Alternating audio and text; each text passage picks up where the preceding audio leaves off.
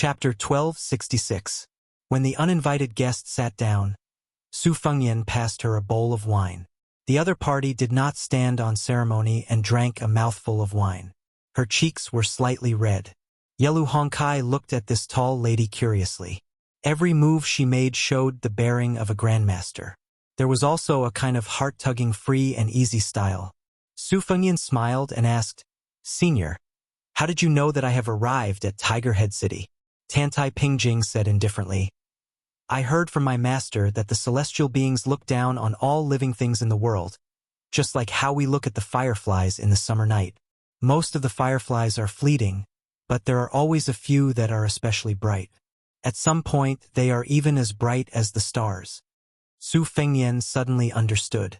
It must have been because they had intercepted and killed the 400 cavalrymen earlier that the Qi Refinement Grandmaster, who was good at observing aura, caught some clues. Then, she was just waiting for them near Tiger Head City. According to Tantai Pingjing, or to be precise, according to the explanation of this master of the sect, the top masters of the world were only the people of the world of the immortals in the clouds. However, for masters like Bodhisattva Tuoba and Chao Zhangqing, the fireflies they emitted were particularly eye-catching. Qi refinement warriors were mending the net of law on behalf of the heavens. Naturally, it would be easier for them to find this small group of experts. Su Fengyan asked, "Can it be said that when people seek Tao and attain Tao, they are using the light of a grain of rice to compete with the brightness of the moon?"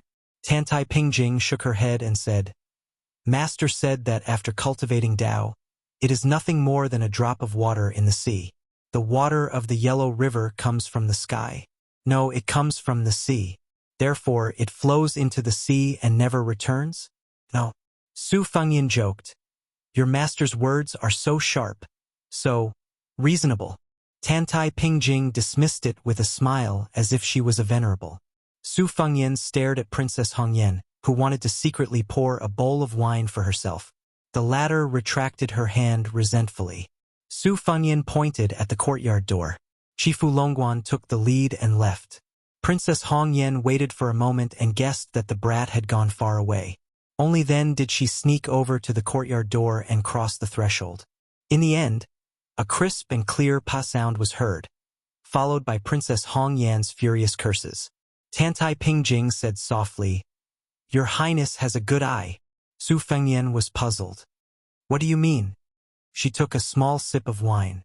"This man and woman are both people with good fortune. They are worthy of Prince's care." Su Fengyan sneered, "Luck." Tantai Pingjing's expression didn't change. "If your luck is too good, then that is your destiny. If it were a normal person, would they be able to survive if they had an extra 100 lives when facing a martial arts expert who had started a massacre?" Su Fengyan was about to speak when Tantai Pingjing shook her head and said, "You have your reasons, but it doesn't change the fact that they survived." She continued, "According to our previous agreement, our Guanyin sect will stay south of Huayang Pass and north of Qinghe Pass. We will also do our best to gather good fortune for Beiliang. However, whether we stay or leave in the end is not up to the Beiliang Frontier Army to decide." Su Fengyan nodded. "Of course." She still asked bluntly, "What if your Highness unfortunately dies?" Su Fengyan said helplessly, "Don't worry. If that day really comes, I will give it all to that charcoal girl before I die." Tantai Pingjing hovered the wine bowl and asked seriously, "The war is imminent. Isn't it a bit unlucky for you to say this to me?" Su Fengyan smiled at the woman who seemed to be completely ignorant of worldly affairs and asked, "What do you think?" Tantai Pingjing rested one arm on the stone table and the other hand holding the wine bowl. She raised her head to look at the starry sky. Su Fengyan was in a peaceful mood. He closed his eyes and slowly took a sip of wine. The two people who didn't look at each other casually asked and answered each other's questions. The Beimang army's forces on the border are almost at their limit, but they still have spare soldiers and horses to launch the next wave of attacks on the northern grasslands. Faced with an enemy that the entire Liang dynasty should be able to contend against, aren't you worried about Liuzhou, which has the least danger? Of course I'm worried. It's probably like when Su Shao watched me go to the Central Plains and Beimang to attack Liangzhou, Liuzhou, or Yuzhou, Which one to attack first has its advantages and disadvantages for Beimang. What do you think? In truth, it doesn't matter where we attack first. My father, Su Xiao, my master, Li Yishan, Yuan Zuozong, Chu Lushan, Yan Wenluan, Chen Yunchue, He Zhonghu, and people like Lu Jinu of Hutu have already done the best they can for Beiliang. You might not believe it, but I'm beginning to think that Beiliang might really be able to hold on. But I don't know who will die on the battlefield in Beiliang. I don't want to know. Then why hasn't Tuoba appeared on the border? It's just like how the Zhao clan's son of heaven wants to keep Gu Jiantang in the north and not let him go to Guangling Road. Because this is the dynasty's final trump card. When that old woman and the imperial tutor needed Tuoba to personally take action, it meant that the situation was starting to slip out of control. Before this, they were all confident that victory was in their grasp. Tantai Pingjing suddenly asked a very off-topic question. Why didn't you kill that Beimang princess? Su Fengyan laughed involuntarily. After a moment of silence, he looked at the starry sky with her. Of course, it's not that I like her. It's just that she reminds me of someone I miss very much. We both like Martin forehead coverings, have the same bad reputation, and have the same unyielding character. I could have killed her, but I didn't because I wanted her to know how difficult it is to live. Tantai Pingjing poured the last bit of wine into her bowl and finished it in one gulp. Who do you really care about? Su Fengyan stretched out his finger and pointed at the starry sky. He said gently, My elder sister is there. After some time, Su Fengyan came back to his senses. He could not help but hold his forehead and sigh. This number 1 Qi refinement warrior of the dynasty, who had extraordinary status and strength, not only fell asleep drunk, but was also snoring on the table. Su Fengyan could read her mind. He looked at her and sighed. You must be missing your master, right? Chapter 1267. As the morning mist rose, a group of people rode out of Tiger Head City's south gate and parted ways. Chifu Longguan changed into the armor of the Beiliang Light Cavalry, and at the same time received a new identity card. His name was also changed to Chifu Longguan. From today onwards, he was a member of the Beiliang Frontier Army. When he left the city, the young man who had betrayed Beimang would occasionally touch the cold saber at his waist. The Beiliang war saber was known as the Grand Su style, which meant that all war sabers in the world had to be made using the Su family's war saber. Chifu Longguan knew that if this war saber was sold in the royal court, it would be impossible to get it without 500 taels of silver. Moreover, there was a price but no market. Countless members of the royal family and the grassland were proud to be able to collect the complete set of Su Yangliang's saber. Chifu Longguan, who was used to being poor, had such a saber. His back straightened a bit, and he always felt that he was now a rich man. But there was a secret that made the young rider even more excited than the cold saber light crossbow and his identity. The king of Beiliang had passed on to him a nameless saber manual and a set of Wudong mantras. Chifu Longguan was now full of pride, and he was also willing to fight on the battlefield for the young new king of Liang. He followed the king of Beiliang's orders to escort Princess Hongyan to Luzhou. As long as he threw this yellow woman to the border, he could ignore her. When the time came, he could directly join the Longxiang army. After that, whether he lived or died in the Battle of Liangmang would depend on his own luck. Yelu Hongkai hesitated, then turned his horse around and spurred it to catch up to Su Fengyan. He stopped his horse to block the way and said in a low voice, You're just going to let me go back to Beimang like this? Su Fengyan smiled and said, What else? Let the Jade Cicada Prefecture take out a mountain of gold and silver to redeem you? Even if your father is willing to pay, you are destined not to return alive. A proper princess captured by Beiliang as a captive, the Yelu family probably can't afford to lose face. Yelu Hongkai wanted to say something but stopped. Su Fengyan waved his hand and said, Your life and death has no bearing on the big picture. Don't think too highly of yourself. Yelu Hongkai smiled playfully and said, I originally wanted to reveal the whereabouts of the Beimang army, but since you don't want to listen to my calculations and guesses, then forget it. Su Yelu Hongkai's eyes, Yelu Hongkai. The woman narrowed her eyes, her face as dark as water. She fiercely slammed her horse whip and brushed past the repulsive fellow. Su Fengyan and Tantai Pingjing continued on their way to Huayang Pass. Seeing the questioning look of this Qi refinement grandmaster, Su Fengyan smiled softly and said, "Given Yelu Hongzai's scheming nature, I can't expect her to tell me the truth. She might even lie about the military situation to trick me once. Instead of being tormented by her words and becoming suspicious of everything, I might as well not listen." Yelu Hongkai smiled and said, "My intuition tells me that once this lady speaks, she will speak the truth." Su Fengyan mocked himself. "It sounds like we have suffered a great loss?" But he did not call back Princess Hongyan, who might be kind-hearted once in a while. Tantai Hongyan smiled and did not speak anymore. She was tall. Although she was 100 years old, her face was still youthful. She was dressed in snow-white clothes. When she galloped, her clothes fluttered in the wind, like a huge white lotus blooming on the desert. At this moment, this scene was worthy of being described as shocking. After a moment of silence, Tantai Hongkai suddenly asked curiously, "Beimang has a huge debate on whether to attack the Bailiang in the west or the Liang dynasty in the east. If not for the mysterious royal tutor from the chess and sword music school and the new king of the south courtyard, Dong Zhuo, who insisted on attacking the Bailiang first, Yu Bailiang would be the laughingstock of Gu Jiantang now. Apart from that, most of the Beimang generals and officials, as well as the most powerful factions in the grassland, felt that it was more worthwhile to attack the east. After all, if they defeated the two lines of defense, they would be able to force their way to Great Peace City.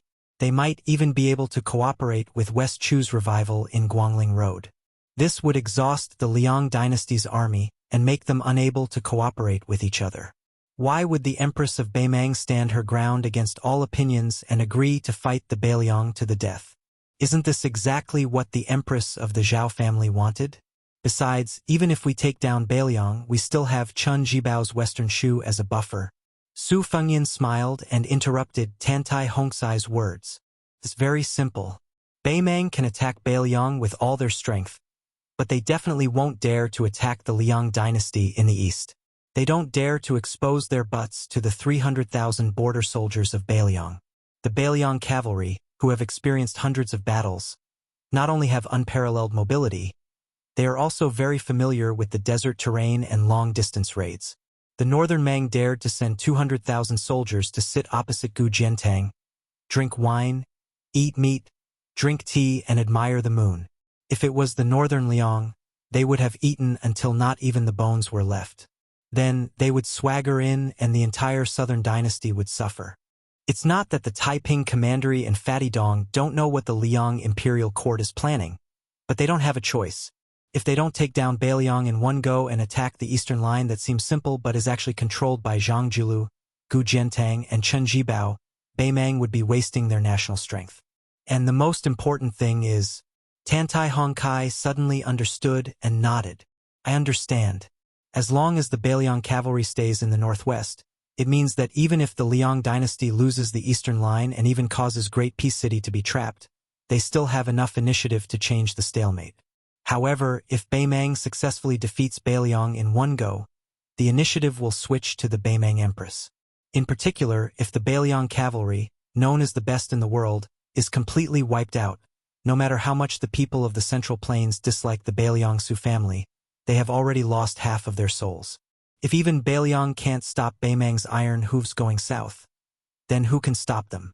Su Fengyan sighed emotionally. Ever since Zhang Julu came to power, he didn't really support the military affairs of the northwest border, but he also didn't restrict them too much. This is also the strength of the Grand Secretary. It seems quiet and inactive, and there are suspicions that Bailiang is nurturing a tiger, but in reality he is helping the Zhao family win a day of sitting on the mountain and watching the tigers fight.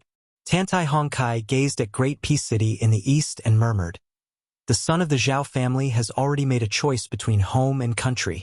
Liang is committing suicide." Chapter 1268. Su Fengyan sneered, "That's why the court is waiting for a good show to begin, but the biggest contributor behind the scenes won't be able to see this day. Isn't it because they're afraid that the new emperor won't be able to suppress the old Grand Secretary? They're afraid that too many poor carps will jump over the dragon's gate. When these wild carps enter the court and gradually band together, They'll all be barefooted guys who aren't afraid of wearing shoes. If they die, then they die. In any case, they'll be alone in the world, unlike the sons of wealthy families who still have to consider the interests of the huge families behind them. Even if more than half of these poor men are greedy for the feeling of wealth and honor, as long as 2 or 3 of them refuse to be controlled and dare to stiffen their necks to oppose the emperor, pleading for the people all day long, then it'll be enough for the emperor of the Zhao family to suffer. The next person to sit on the dragon throne, Zhao Zhuan, doesn't have the military merit of the previous emperor unifying the Central Plains, nor does he have the current emperor's 20 years of experience of suppressing civil and military officials like Su Xiao, Zhang Julu, and Gu Jiantang. Zhao Zhuan's father, if he doesn't do something before he dies, how can he be at ease handing over the entire world to Zhao Zhuan? Therefore, he painstakingly invited Qi Yanglong, who was already half in the yellow earth, to be the imperial tutor. By the time the old fellow stabilizes the situation in the court, he'll be about to die of old age. By that time, Zhao Zhuan will already be fully fledged. The vassal kings and generals will also have their military power stripped. In addition, he'll have the assistance of ministers like Yin Mao Chun, who don't have a deep enough foundation. He'll also be able to promote the sons and grandsons of wealthy families to keep the former in check. He won't have to be as diligent as the current emperor. He can just lie down comfortably and be the emperor. Sometimes, when I think about that blue-eyed man, I really feel that it's not worth it for him. Tantai Pingjing sighed. Su Fengyan said self-mockingly, I just don't know if the Grand Secretary feels that it's not worth it for Beiliang? Tantai Pingjing smiled and asked, Is there resentment? Su Fengyan exhaled and said in a deep voice, My resentment is great. Tantai Pingjing said, It just so happens that Beimeng bumped into the tip of Beiliang's blade. Su Fengyan looked at the sky. Perhaps this year's snow couldn't cover the blood. The headquarters of the Northern Liang Protectorate within Huayang Pass was still ridiculously simple and crude. This made the Huayang commandant, Huang Laifu, very nervous. Although he could not say that he was unable to eat or sleep in peace, every time he went to participate in the military affairs of the Protectorate General, he would always feel that this was not the case. A few of his close friends liked to use this matter to poke at him. Huang Laifu didn't even have a chance to talk back. He could only accept his fate. Over time, he became the #1 joke in Liangzhou's northern border. But as the atmosphere of the impending war grew thicker and thicker, these harmless jokes quickly disappeared. Today, Huang Laifu went to the Protector's manor to do official business. Recently, several generals and commanders were in the manor, discussing the deployment of Beimeng's troops and the direction of the main attack. Huang Laifu was a rough man who knew how to fight but was not good at talking. He couldn't get a word in. But when he heard the arguments of the old generals and commanders, he felt very comfortable. He felt that as long as they were in charge of the border, not to mention the fact that the Beiliang frontier army was strong and unharmed, even if Huda City was accidentally lost, Huang Laifu would take it back without a second thought. When Huang Laifu walked into the lobby of the Protector's manor, which was hung with maps of various sizes, he obviously felt something strange. In the center of the lobby, there was a huge table made of yellow pear wood. On both sides of the table there were many new faces. Infantry Commander Yen Wenluan, an experienced general, should be visiting Huayang Pass for the first time. Cavalry Commander Yuan Zuozong was also here. Great Ancestor Gu, Zhoukong, He Zhonghu, and Chen Yunshui, the 4 new and old deputy commanders, were here for the first time. Qi Dangua, one of the general's adopted sons, was also standing on one side. Yuzhou Provincial Governor Hu Kuei and Yuzhou General Huang Fuqiu stood side by side. Liangzhou Provincial Governor Wang Peifong, who had just been promoted from Yuzhou Provincial Governor to a higher position, was trembling with fear. This Beiliang Provincial Governor, who could be said to have made a name for himself, was standing alone in the most remote corner. Obviously, on this occasion, the fart of any other armored general would be more effective than him, a civil official shouting at the top of his lungs. But the person that shocked Huang Laifu the most was the second princess, Su Weisheng. She sat in a wheelchair, her hands interlaced as she stared at the map of the border on the table.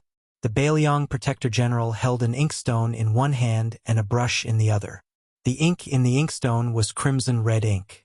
Chu Lushan stood by Su Weisheng's side, bending over to draw red lines on the map while constantly speaking softly. Huang Laifu tiptoed over. There were already 20-some people standing on both sides of the table, so he could only find a place to sit. He just happened to hear Chu Lushan say in a low voice, "Earlier, we sent a ballista archer into the heart of Gusai province and discovered that Lu Gui's army had already set out.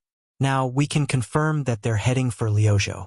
Other than Lu Gui's 30,000 elite soldiers, the 4 military towns to the south, including tile-building Gentleman's Pavilion, have also moved out in full force.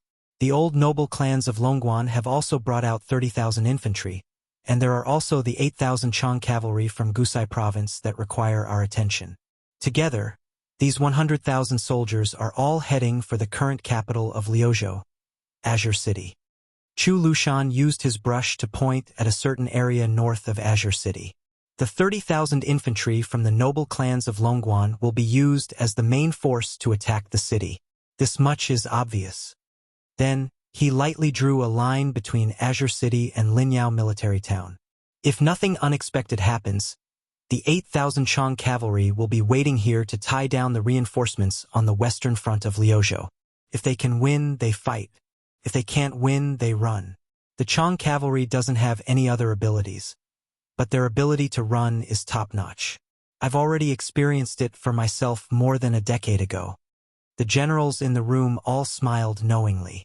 During the first Northern Mang-Liang battle, everyone knew that Chu Lushan, who shone brilliantly in the smoke of battle, had 2 regrets. The first was that he wasn't able to kill Dong Zhuo, who was also a fatty, and the second was that he actually wasn't able to chase down that routed Chang cavalry. Chu Lushan moved the tip of his brush, drawing a line between Liuzhou and Azure City. As the main force, Lu Gui's army should be here. Su Weisheng frowned. When he heard this, he interrupted Chu Lushan's words. Are they just going to retreat and let Lu Gui infiltrate Liuzhou?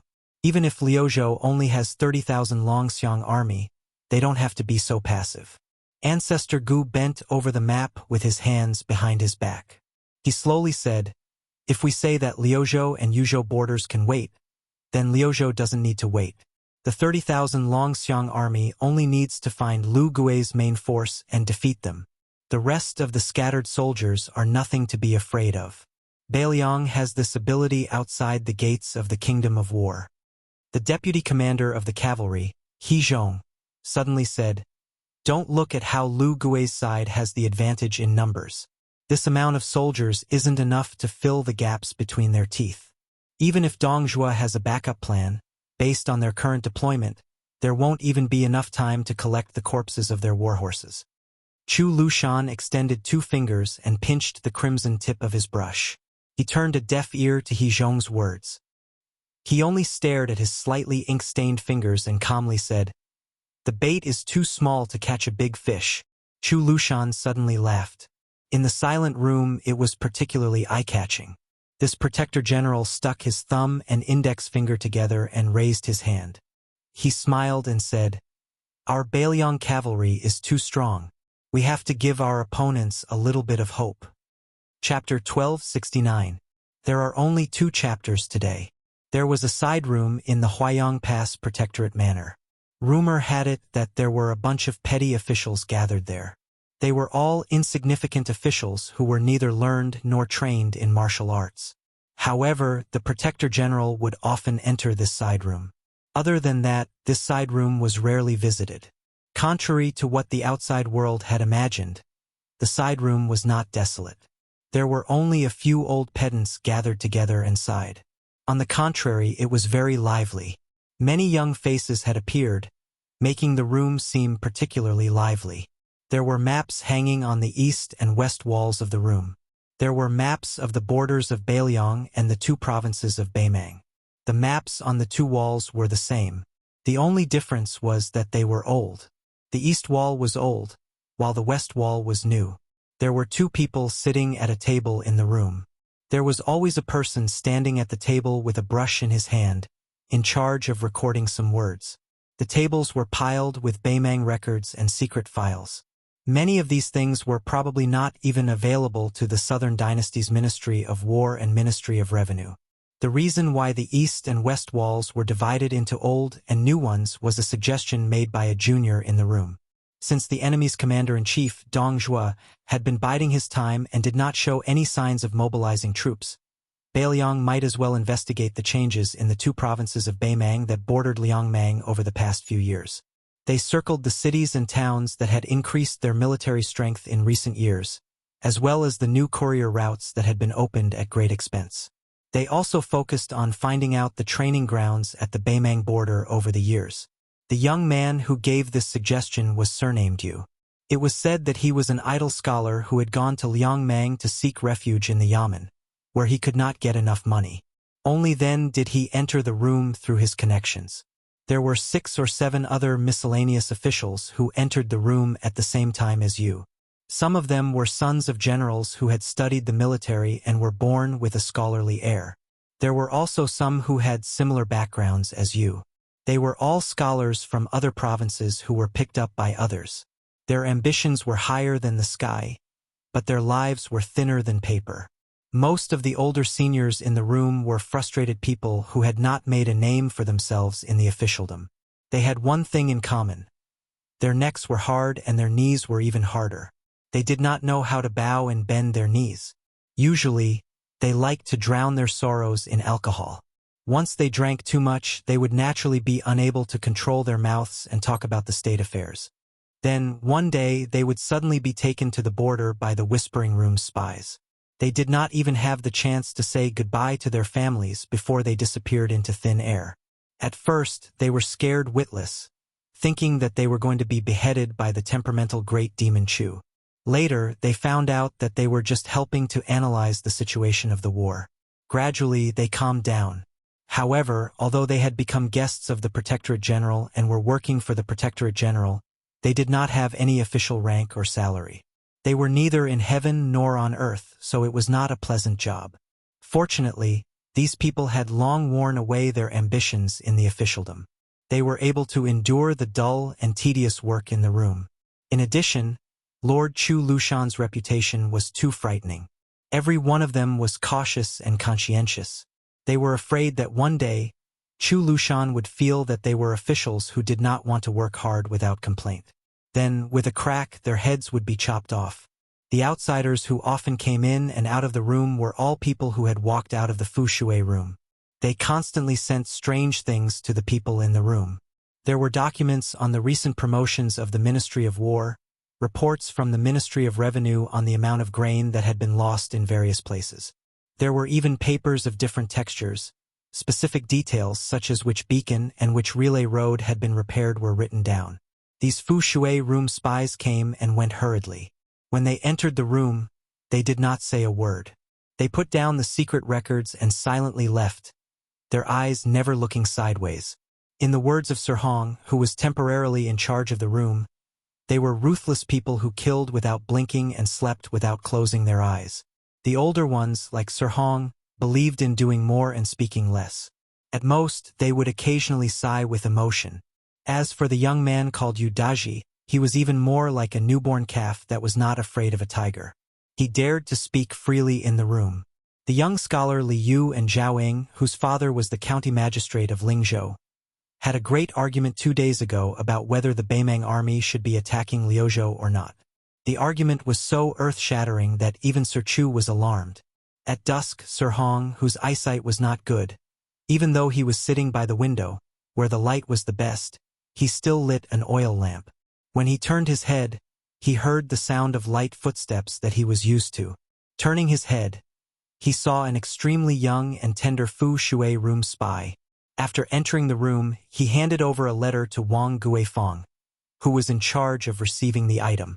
Sir Hong no longer feared these people who had once made all of the Beiliang officials feel their hairs stand on end.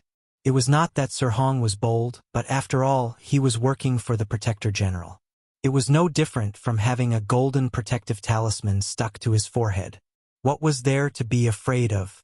However, it was impossible for Sir Hong to have a good impression of these people. It was not just him. Most of the people in the room did not want to have anything to do with the Fu Shui room. Sir Hong inadvertently discovered that after his old friend Wang Guifeng and the young spy walked out, He revealed a carefully concealed expression of disdain and bad luck. He used his fingers to pinch the document and quickly placed it on the young man Yu Daji's desk. Sir Hong stood up and pretended to look at the map on the wall. When he passed by Yu Daji's desk, he saw that it was a page that had been casually torn off by someone. Most of it was soaked in blood, but the blood had already dried. Chapter 1270. Sir Hong shook his head helplessly. These spies from the Fu Shui chamber were too careless. The things they sent over every few days were either wrinkled, as if they had been pulled out of the water, or grit could still be shaken out of them. Today it was even more exaggerated. It was even stained with blood. In the dusk outside the room, the young spy raised his arm and fiercely wiped his eyes. Then he walked down the steps and left with large strides. The spy saw a young man in casual clothes standing at the door to the courtyard. The two looked at each other. The spy's eyes were filled with well-hidden wariness. His intuition told him that if this person was an enemy, he would probably die. The two brushed past each other. Even though the young spy knew that this person could appear in the protectorate personally watched by Sir Chu, he was definitely not a spy from Beimang. However, the young man still subtly bent down slightly, one hand tucked into his sleeve. Only when the distance between them increased did he feel relieved. He realized that his hand holding the dagger was covered in sweat. The young spy was somewhat curious. That person was not very old, so why was he able to make him unconsciously assume a posture as if he was facing a great enemy?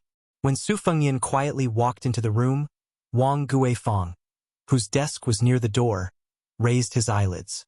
He only thought that this was another spy from the Fu Shui chamber. He stood up and extended his hand. Su Fengyan asked quietly, "Where's the thing that was just sent over?" Yu Daji suddenly raised his head. Just as he was about to speak, he saw the incognito king of Beimang shake his head slightly. He understood and stood up, handing the paper to Su Fengyan. He was none other than Yu Luandao, the eldest grandson of the Yu family, a powerful clan in the Central Plains.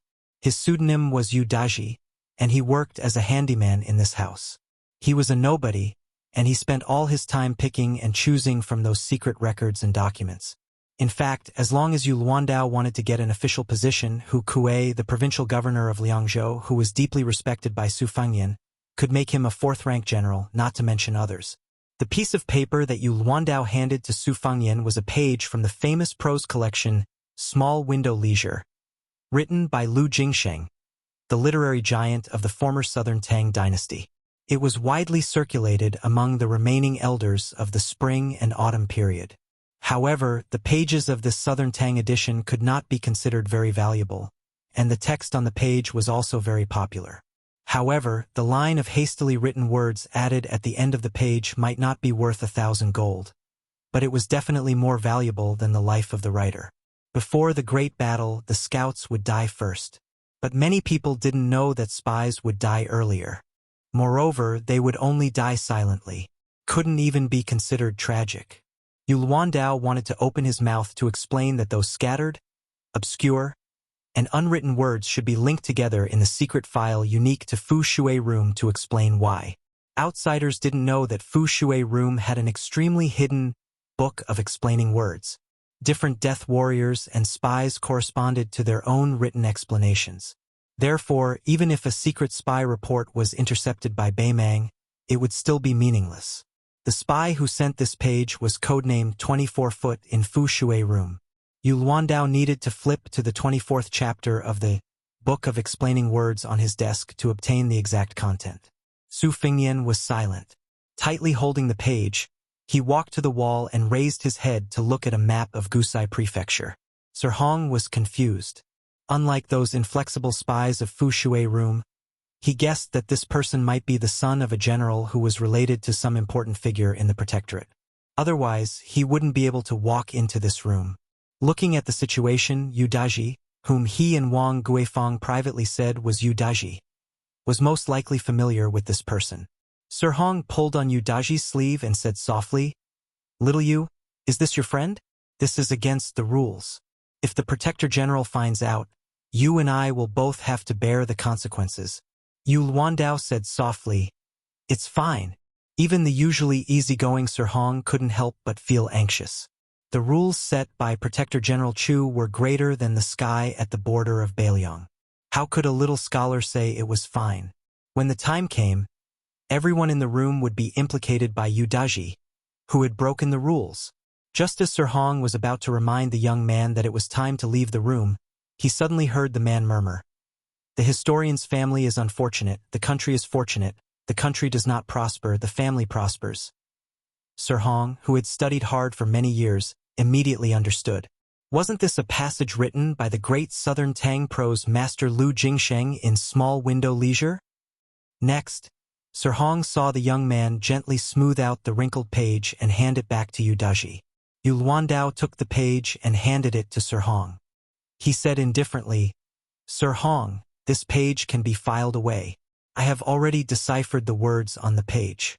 In a moment, I'll have to trouble you to have someone send it to Protector General Chu's study." Sir Hong took the page and glanced at it. He didn't have a deep impression. He only felt that the strokes were stiff and the transitions were stagnant. The woman played with the blade and the man embroidered flowers. It was truly unsightly. Sir Hong suddenly raised his head and saw the young man looking at him expressionlessly. He was immediately frightened. But soon, the young man smiled and said softly, "Does Sir feel that the words on the page are somewhat unsightly?" Having been seen through, Sir Hong smiled awkwardly and didn't know how to respond.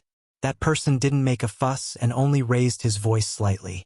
"Everyone in the room has worked hard." After saying this, Sir Hong didn't have time to criticize before he walked straight to the door. Sir Hong first saw Wang Guifang standing dumbstruck at the door. Then he saw Beiliang's Protector General Chu Lushan, Cavalry Commander Yuan Zuozong, Infantry Commander Yen Wenluan, and many other people standing behind them. Sir Hong didn't dare to keep looking. If this wasn't shocking enough, then what made Sir Hong's scalp tingle was that the young man had just stepped over the threshold and walked out. Outside the house, a small group of people who deserved to be called the most powerful people in northern Liang were all making way for him. Chapter 1271. In the main hall of the Governor-General's office, Yen Wenluan looked at the young man wearing a black robe embroidered with gold. For some reason, his mind wandered. He remembered that when the general had put on Prince Liang's blue satin robe, he, Zhong Honggu, and Lu Yuanji couldn't help but go up and touch it. Of this group of old people other than he Zhonghu and Chen Yunxue, Zhong Honggu was dead. Wei Taizhan and Lu Yuanji had retired from the army and returned home to retire. As for the younger group, only half of the general's 6 adopted sons were left. Yen Wenluan, as an important leader of Chongling's mountain, naturally had high hopes for Chen Jibao. In the old man's mind, Beiliang's best day was when Su Fengyan was stationed outside Chen Jibao's battle pass in Liangzhou. It was a pity that he would not be able to see this scene in this lifetime. Yen Wenluan gathered his thoughts. At this time, Su Fengyan was asking Chu Lushan about the movements of the Beimang army. Chu Lushan could not give a definite answer. Even though Beiliang's spies and crossbowmen had suffered great losses, Dongzhu's messy deployment of troops confused the Governor-General's office. This was like a celestial phenomenon expert facing off against a Xian finger expert. He had the advantage but did not attack openly. At the same time, he did not play any sinister sneak attacks. Instead, he threw a flurry of punches on his own territory. He was not afraid of losing his footing. Su Fengyan joked, "A large-scale shift of hundreds of thousands of troops is not child's play. This means that an astronomical amount of food and soldiers will be needed to support it. Fatty Dong is showing off his wealth to Beiliang?" As one of the border commanders, Great Ancestor Gu's relationship with the new Prince Liang was purer than Yen Wenluan, Chen Yunxue, and He Zhonghu. After all, they had met outside Beiliang, and had been an honored guest invited by Su Fengyan. So Great Ancestor Gu had more leeway in his words. He smiled and agreed.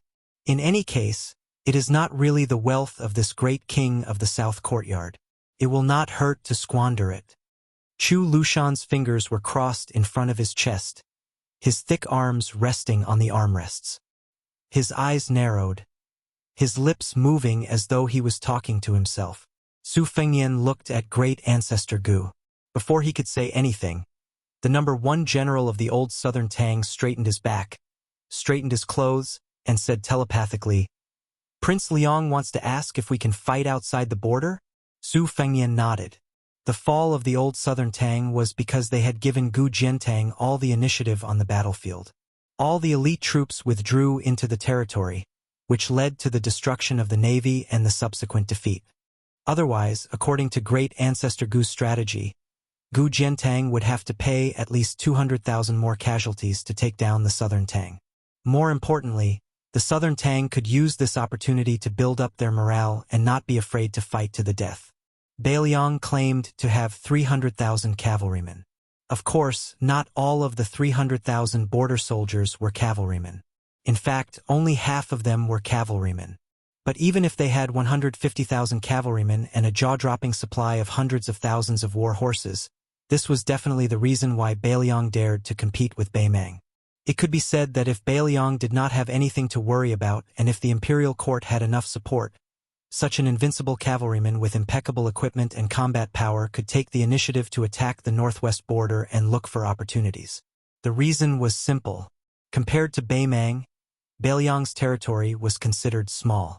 They could attack from all sides and maintain their advantage in numbers in a single battlefield. Even if the cavalrymen of Beiliang were on par with the border soldiers of Beimang, or even slightly inferior, they could still defeat the border soldiers of Beimang without any suspense. Then, they would resupply and move to the next battlefield. The current predicament Beiliang was facing was that the imperial court had made up its mind to watch the fire burn across the river. Not only was there no way to retreat in the direction of western Shu, after the turmoil in Ji province and Yuan Tingshan became the strongest in Ji province, even the right side of Beiliang had become a hidden danger. It was true that Gu Jiantang could not meddle with the internal affairs of Beiliang, but it was easy for him to do something between Liao province and Beiliang.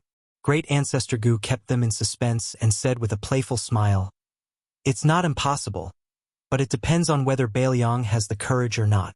Yan Wenluan smiled and said, "General Gu mentioned something a few days ago. He said that it's not difficult to defend the mouth of the bottle gourd with the current Yuzhou army. The Yuzhou infantrymen are enough. Then, the 30,000 cavalrymen can sweep through Ji province and gain more geographical advantage for Beiliang. When the war between Liangzhou and Yuzhou is in a stalemate, the 30,000 cavalrymen can take an arc and directly attack Longyao province. In this way, Beiliang will not be in a dead-end situation where they can only be beaten. But Ji province."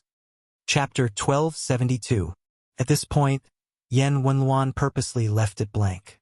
He Zhonghu and Chen Yunshui's gazes crossed each other, and then they both looked at Su Fengnian. Since the beginning of summer in the first year of Xiangfu, the current emperor had displayed a stance that puzzled everyone in court. Even if Yang Xinxing's troops had failed, even if Yan Jinchuan's cavalry had been completely annihilated, the emperor did not show too much anger. Although the position of commander-in-chief Lu Shangxiang was shaky in the wind and rain, this was not caused by the unfavorable battle situation. Instead, it was a bleak situation from the beginning, and now there were signs of it becoming more and more stable. After Yan Jinchuan died in battle, it could be said that he was extremely honored. He was posthumously given the title of Wuxia, and posthumously given the title of Jingzhong Marquis. His only son, Yan Daiden, immediately received an exceptional promotion. Yang Xinxing was trapped and lost the face of the court. However, it was said that a secret memorial was sent to the emperor, adding fuel to the fire for the Imperial College's Jean Lanting to impeach Grand Secretary Zhang Julu. It should have saved the lives of the Yang family, and it was not impossible for them to return to Jizhou in the future. Compared to the defeated Guangling Road, the emperor of the Zhao family obviously placed more attention on the calm Jizhou. He personally approved many memorials. Outsiders did not know the inside story, but Beiliang's side, especially Yan Wenluan and the other military leaders, knew very well that the emperor's wariness towards Chao Chongqing and the rest of the West Chu rebels who were causing trouble under his nose was far less than the Beiliang cavalry. Su Fengnian did not give a direct answer, but said softly, "Chen Zhibao cut off the west line of Liang, which should be the first step of Yuan Bunxi's plan. The second step is to let Jizhou approach step by step. In the past, Yang Xinxing did not have the ability to do so. Even if he wanted to keep Beiliang in check, His tens of thousands of old soldiers in Jinan were unable to do so. The imperial court simply let him go to Guangling Road and hit a wall. Because of this, the local forces in Jizhou were cut off. Taking this opportunity, the imperial court needs a trustworthy new person to fill the gap. Not only must he be able to convince the public, he must also have the courage to challenge Beiliang. That mad dog Yuan's meteoric rise should be a business deal between Yuan Benshi and Gu Jiantang. Yuan Benshi can further restrain Beiliang, and Gu Jiantang can be more assured in the periphery of the East Line. Everyone is happy. Great Ancestor Gu sneered. This mad dog really wants to be the new master of Jizhou. How can it be so easy to sit on the seat of the new master of Jizhou? Beiliang really can't stop him. Compared to Western Shu, Jizhou is even more of a pushover. The first thing Gu Jiantang will do is to be beaten into a sieve by Beimang's iron cavalry. Even if Yuan Tingshan is the son-in-law of the Gu family, can he really be compared to his own son? Chu Lushan laughed and said, "Wealth comes from danger.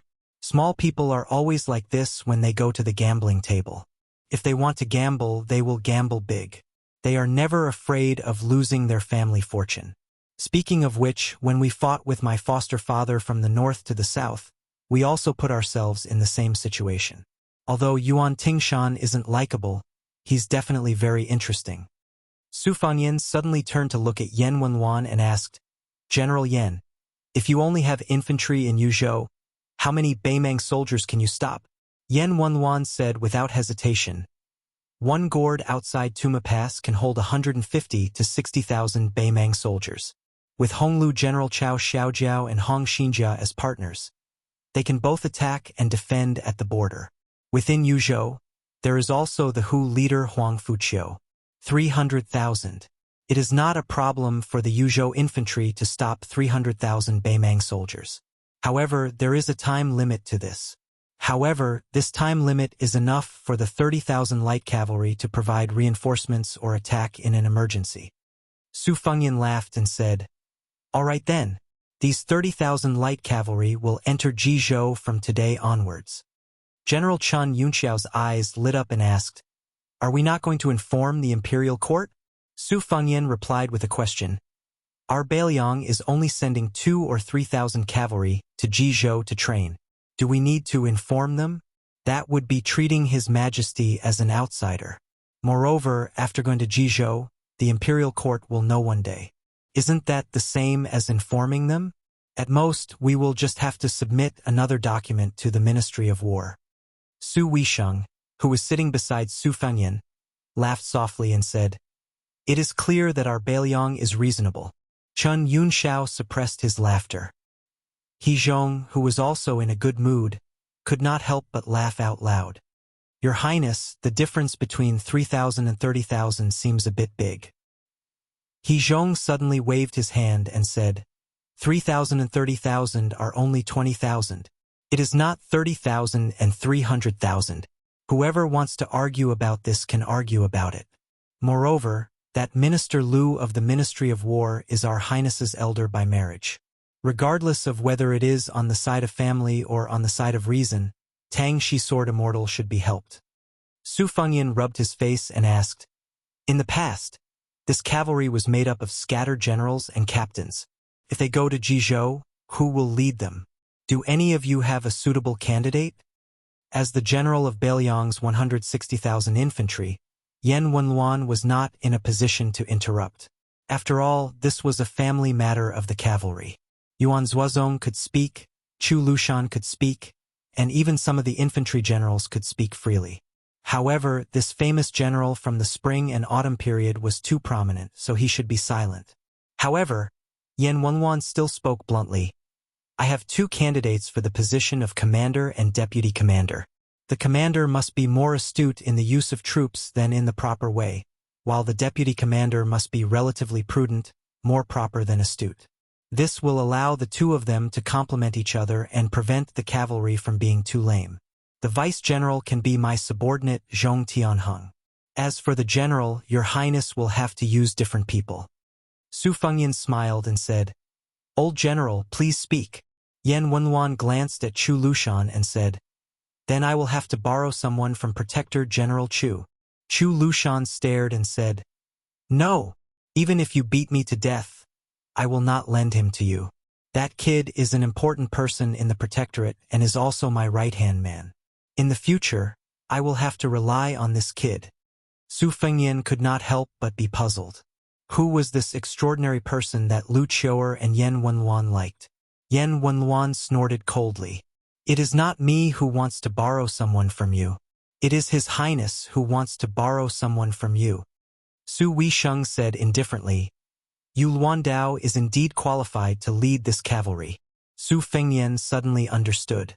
Chu Lushan's expression was as if dozens of pounds of meat had been cut off in an instant. He sighed. Su Fengyan smiled and said, "Then it is settled. Let us go take a look at the topographic map of Ji Province and discuss how to move these 30,000 people." The group of people walked to the front of a few tables. Someone had already brought over 2 maps. One was the geographical map of the entire Ji Province, and the other was the topographic map of Jishi.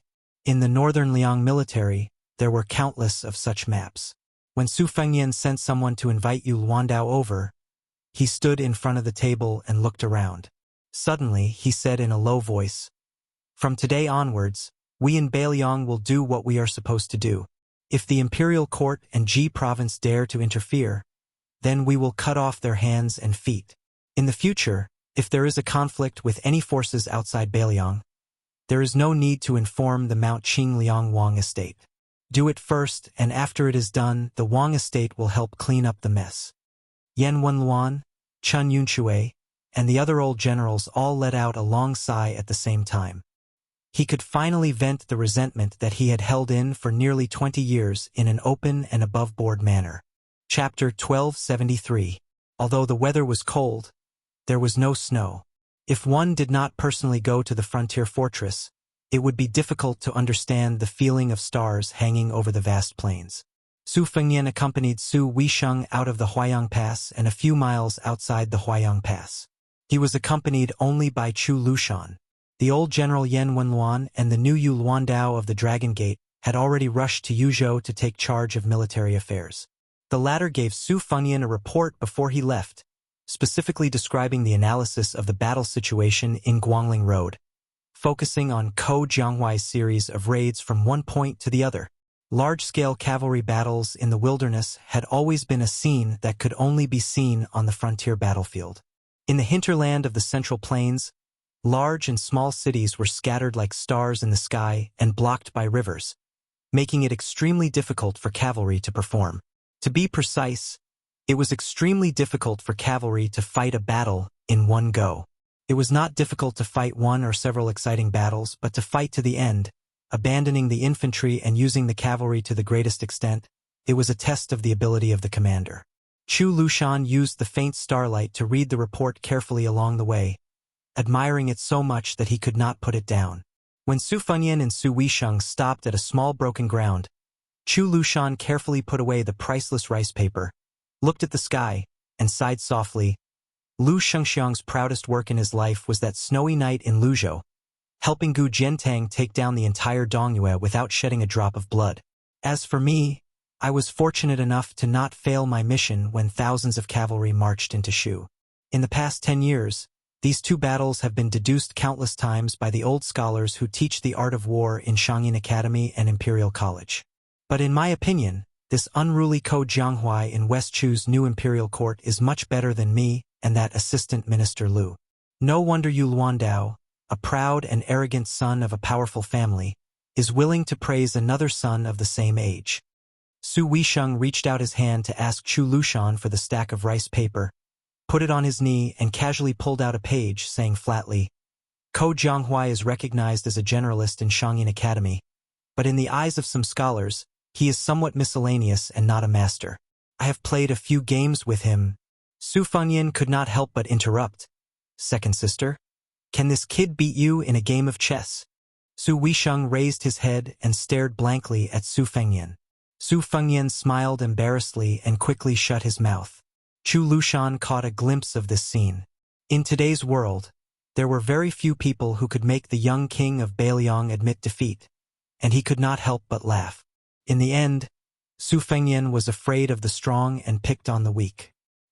He glared fiercely at the gloating Chu Lushan, and the Protector General could only resentfully withdraw his smile.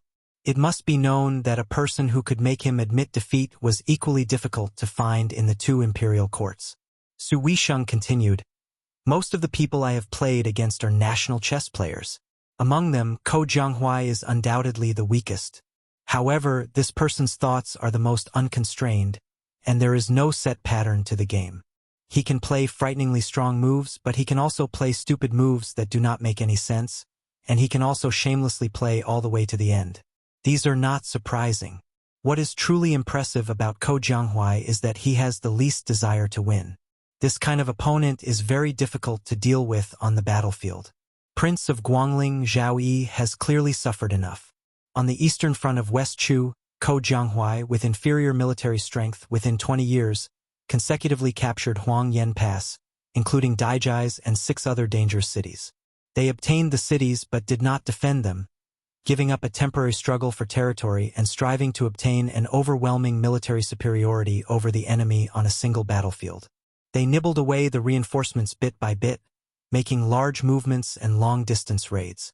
This kind of seemingly unreasonable military strategy is indeed worthy for us Beimang, who is at a disadvantage compared to Beiliang, to learn from. Probably because he was tired of standing, Chu Lushan sat down on the grass next to Su Weisheng's wheelchair. Unexpectedly, the height of his head was still about the same as Su Weisheng's. It could be seen that this head of Beiliang's officials, Lu Qiu's body, was very large. After entering the winter, the withered grass was sparse, so he did not feel uncomfortable. He laughed and said, "After the restoration of the country, West Chu's situation is quite similar to our Beiliang's. We have almost become fellow sufferers who sympathize with each other.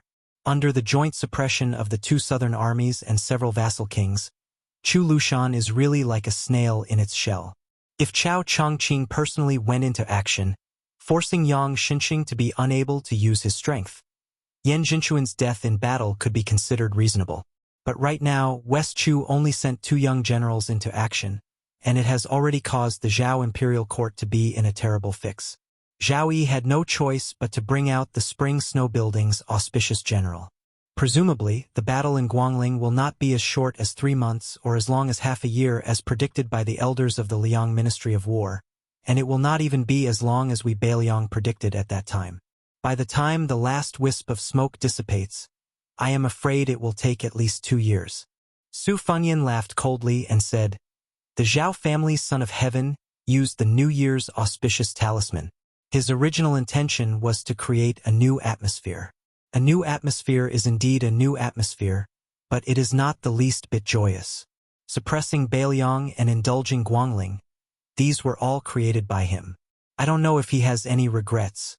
Other than handing over the dragon robe and dragon throne to Crown Prince Zhao Zhuan, there is also this big mess." Chapter 1274. Su Weisheng shook his head and said in a low voice, "The Zhao family is good at fishing in troubled waters in the middle of the game and making the final decision at the end of the game. Losing the first move, the Zhao family, compared to the remote Liang in the past, has a bigger family and a bigger business, so they can afford to lose more.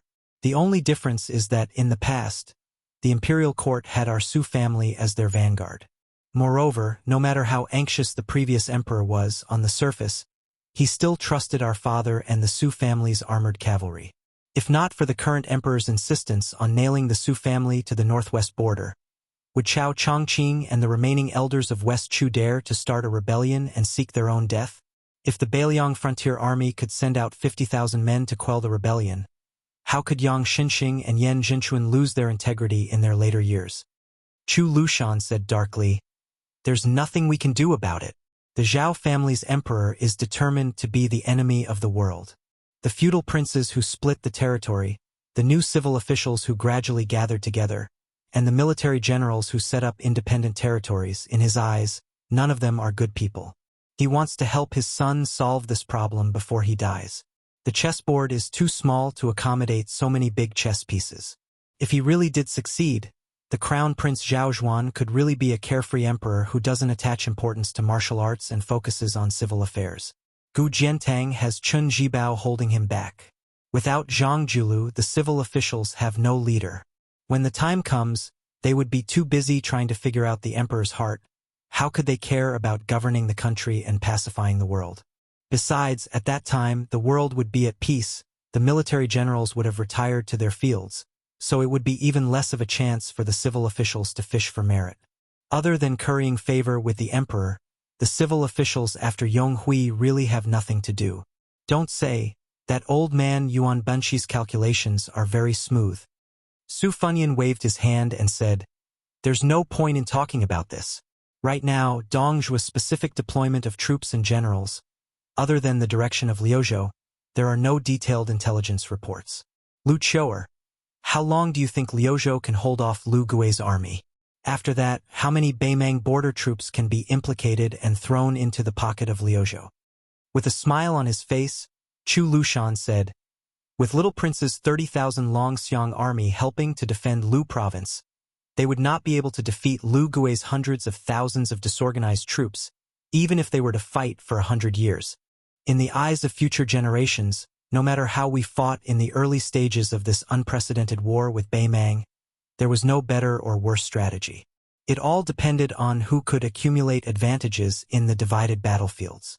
From the current situation, Dongzhua clearly did not put too much thought into Liuzhou. He invited the most prestigious and also the youngest of the 13 great generals, border commander Lu Gui, to that side because he did not wish for Lu Gui to take advantage of the situation to rise up in the Central Plains. At the very least, he did not want Lu Gui to rise up too quickly and too fiercely. What I am most worried about is that Dongzhua will attack Yuzhou in a spurt of energy, attacking the Yuzhou defense line to the death without regard for losses. In the meantime, he will place his most elite troops, the Tuoba and Hongjingyan, on the northern front of Liangzhou to tie down the main force of our cavalry. Su Weisheng nodded and said, if we attack Yuzhou, in the short term, it will be the most muddle-headed method Beimang can use. However, in the long term, it will be the best method to preserve Beimang's national strength. After all, Beiliang is not the Central Plains, which has a great depth. Even if Yuzhou has a few cities that can be defended, and there are many fortresses and military cities south of the mouth of the gourd, the saying that the mouth of the gourd alone can swallow up 160,000 soldiers is not an exaggeration. However, as long as Beimang has the courage to do so, they will only have to send out 100,000 soldiers to cripple Yuzhou. Next, they will have to rely on Liangzhou's main force to reinforce Yuzhou. Once this situation develops, whether or not Liuzhou is defended will no longer affect the overall situation. This is also the reason why Yan Wenluan insisted that Yu Luandao lead 30,000 light cavalry to Jizhou. He was determined to use Yuzhou to win more time and space for all of Beiliang. However, this is an action that has no choice. In the end, they will lose more than they lose. The Liang imperial court is happy to see this, but Beiliang cannot afford it. Su Weisheng folded his hands on the paper on his knees and looked into the distance.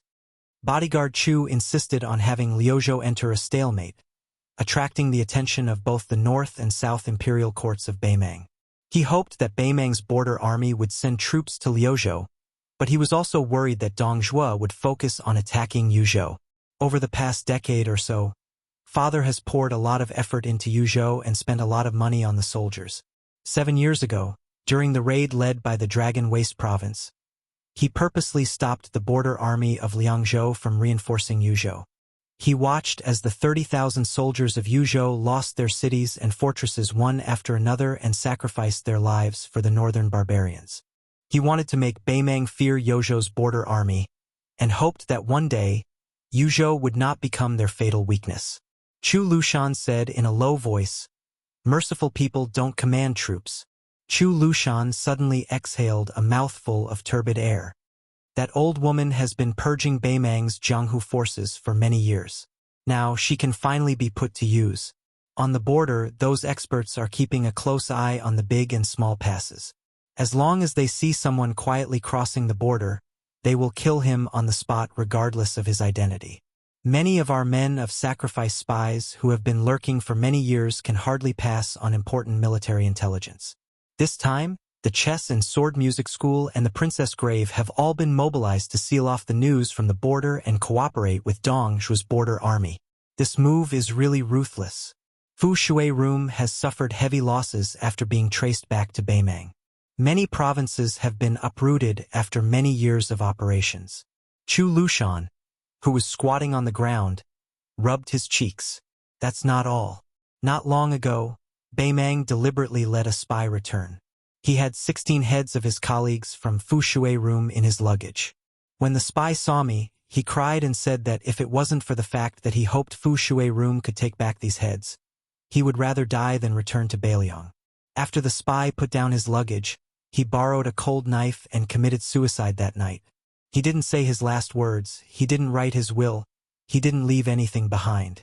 Chu Lushan said in a muffled voice, "Our new cold knife hasn't even started killing the northern barbarians, but it was used as a suicide by one of our own.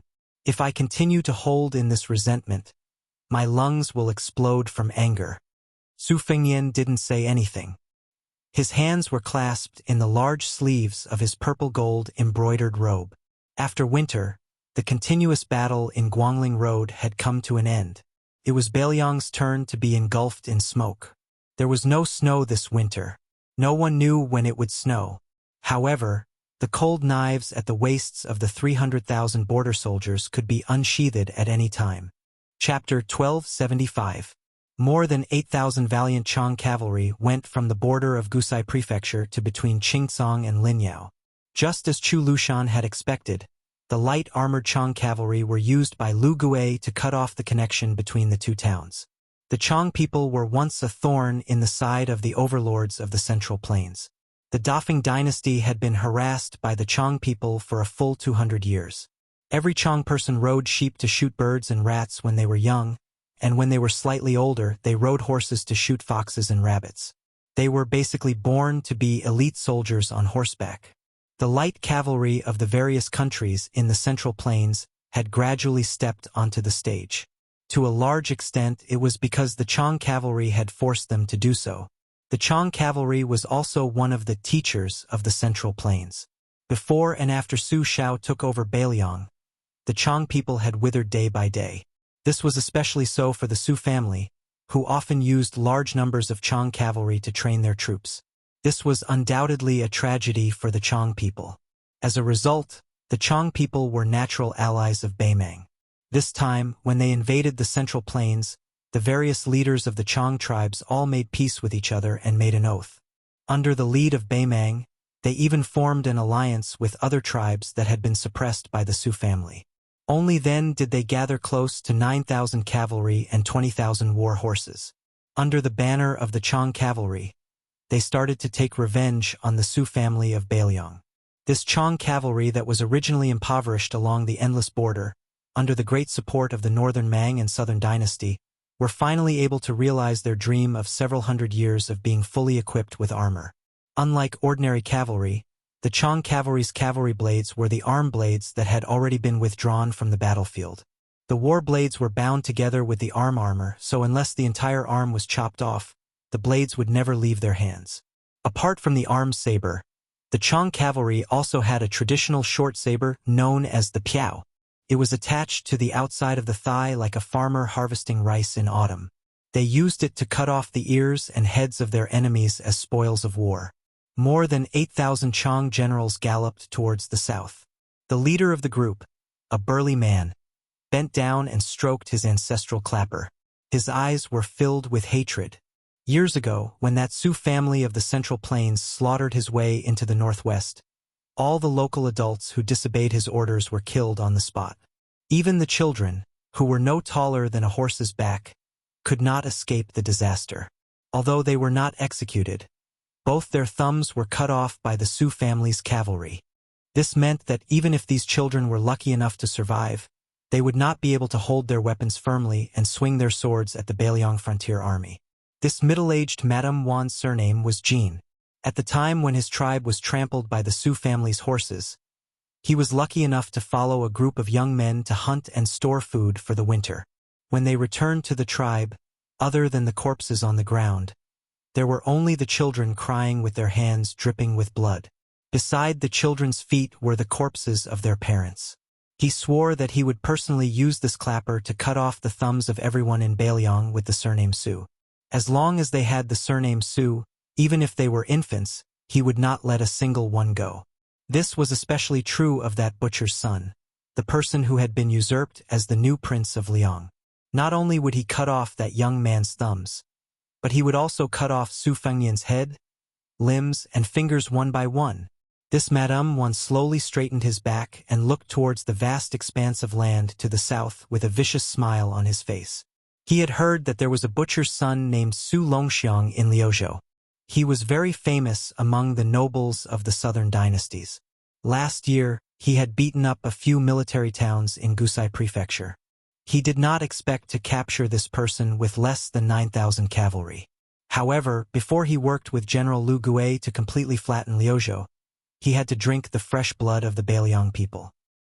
He had to make that young man, who had butcher's dirty blood flowing through his veins, suffer so much that he wished he was dead. The young man's Longxiang army did not have more than 30,000 cavalry. Did he want to defend all of Liuzhou? In the eyes of the generals, this was just an old show between brothers in the Central Plains. It was clear that the young king was afraid of his younger brother's great achievements on the border, so he purposely left Su Longxiang and all of the young man's direct descendants to die. In the winter, the water dried up and the grass turned yellow. The war horses were not as strong as in the autumn and summer. In the eyes of the Central Plains, especially the Jiangnan people, it was the most unsuitable time for war. However, to the Liangmang people, who had been on the border for a long time and were familiar with the harsh cold, as long as they were determined to fight, they could fight to the death on any battlefield, even in the damn snowy weather. On the contrary, the Chang generals Jin Chang liked fighting in the depths of winter the most. The scene of using a long spear to stab into the enemy's chest and then dragging out a bloody path in the snow was more enjoyable than drinking good wine. The Chang cavalry's galloping raids had always been known to be as fast as lightning. While they were praised, it also revealed the Chang cavalry's weakness, which was that they could only do one-off business on the battlefield. Although they could advance and retreat freely, before they obtained an absolute advantage and began a chase, it was very difficult to expand their battle results. They did not have infantry formations and did not have heavy cavalry holding the line. This time, the Baimang emissary was extremely disrespectful to the Chang cavalry. Even though he had a request, he was still arrogant. Before discussing the price, he even said to their face that they were just decorations and that if they dared to ask for an exorbitant price, they should be careful not to lose their heads. He also threatened that if they did not act according to General Lu Gui's orders, they might as well not return to the border. When the time came, the Baimang army would directly view the Chang cavalry as an enemy. Jin Chang fiercely ground his teeth. If not for the fact that he wanted to take revenge on the Su family, who the hell would want to deal with these pig-headed officials? Jin Chang looked into the distance and suddenly felt an inexplicable sense of unease. The 8,000 Chang cavalry heading down south to cut off Qingsong and Linyao, leaving Qingsong City, the capital of Liuzhou, isolated and without help. In his eyes, this was indeed an excellent strategy that caught the enemy off guard, and the Chang cavalry did not have to take any risks. However, on the way down south, he still had 20 or so roaming cavalry scouts at the front to scout the path. Every cavalry had to be 10 li away from the Chang cavalry army. No matter if they came into contact with the enemy or not, they had to turn back and let the second cavalry take their place. Logically speaking, at this time, one of the roaming cavalry should have returned to the front of the army. Furthermore, for this trip to Liuzhou, Baimang had specially given him a scout. It was an old fellow who exuded a dangerous aura. There was a sword at his waist, and his aura was long and steady. He did not look like a soldier at all. Even if he used his butt to think, he knew that this was a hidden Jianghu master. It could be seen that Baimang had indeed invested a lot in this attack on Bailiang. They had even brought out the Jianghu forces that they had trained for 20 years. Jin Chang was not a madman who would be blinded by revenge. He knew the severity of the situation. Otherwise, he would not have become one of the generals. He had come to assist Lu Gui's army in taking advantage of the situation. What he was most afraid of was directly clashing with the main force of the Dragon Elephant cavalry. However, the Beimang emissary, who was dressed like a nobleman of the Central Plains, had promised that apart from a small portion of the 30,000 Longxiang army, most of them would be pinned down at Qingcang City and the area to the east of Qingcang City. Otherwise, Beiliang would have treated Liuzhou as a chess piece and sacrificed the Longxiang army, an elite cavalry force that had experienced hundreds of battles. However, Jin Cheng, who was not a madman, began to worry that he would encounter a madman king of Beiliang who would do anything to stabilize his throne, as well as a general of the Longxiang army who had lost his mind after becoming a chess piece. After waiting for a while, there was still no sign of any cavalry scouts. Frowning, Jin Cheng raised his arm and waved it back and forth slightly, indicating for the cavalry behind him to slow down. About half an hour later, the figure of a scout finally appeared in the field of vision of the Chang cavalry. As the warhorse galloped over, Jin Cheng and the other Kiliarchs were shocked to discover that there were numerous crossbow bolts stuck in the back of the scout. Before the heavily injured scout breathed his last, he did his best to speak of the precious military intelligence he had obtained by sacrificing the lives of more than 20 Chang cavalry. 8 li ahead, there were 3,000 enemy dragon elephant light cavalry. Chapter 1276. Major Jin Cheng was both happy and worried.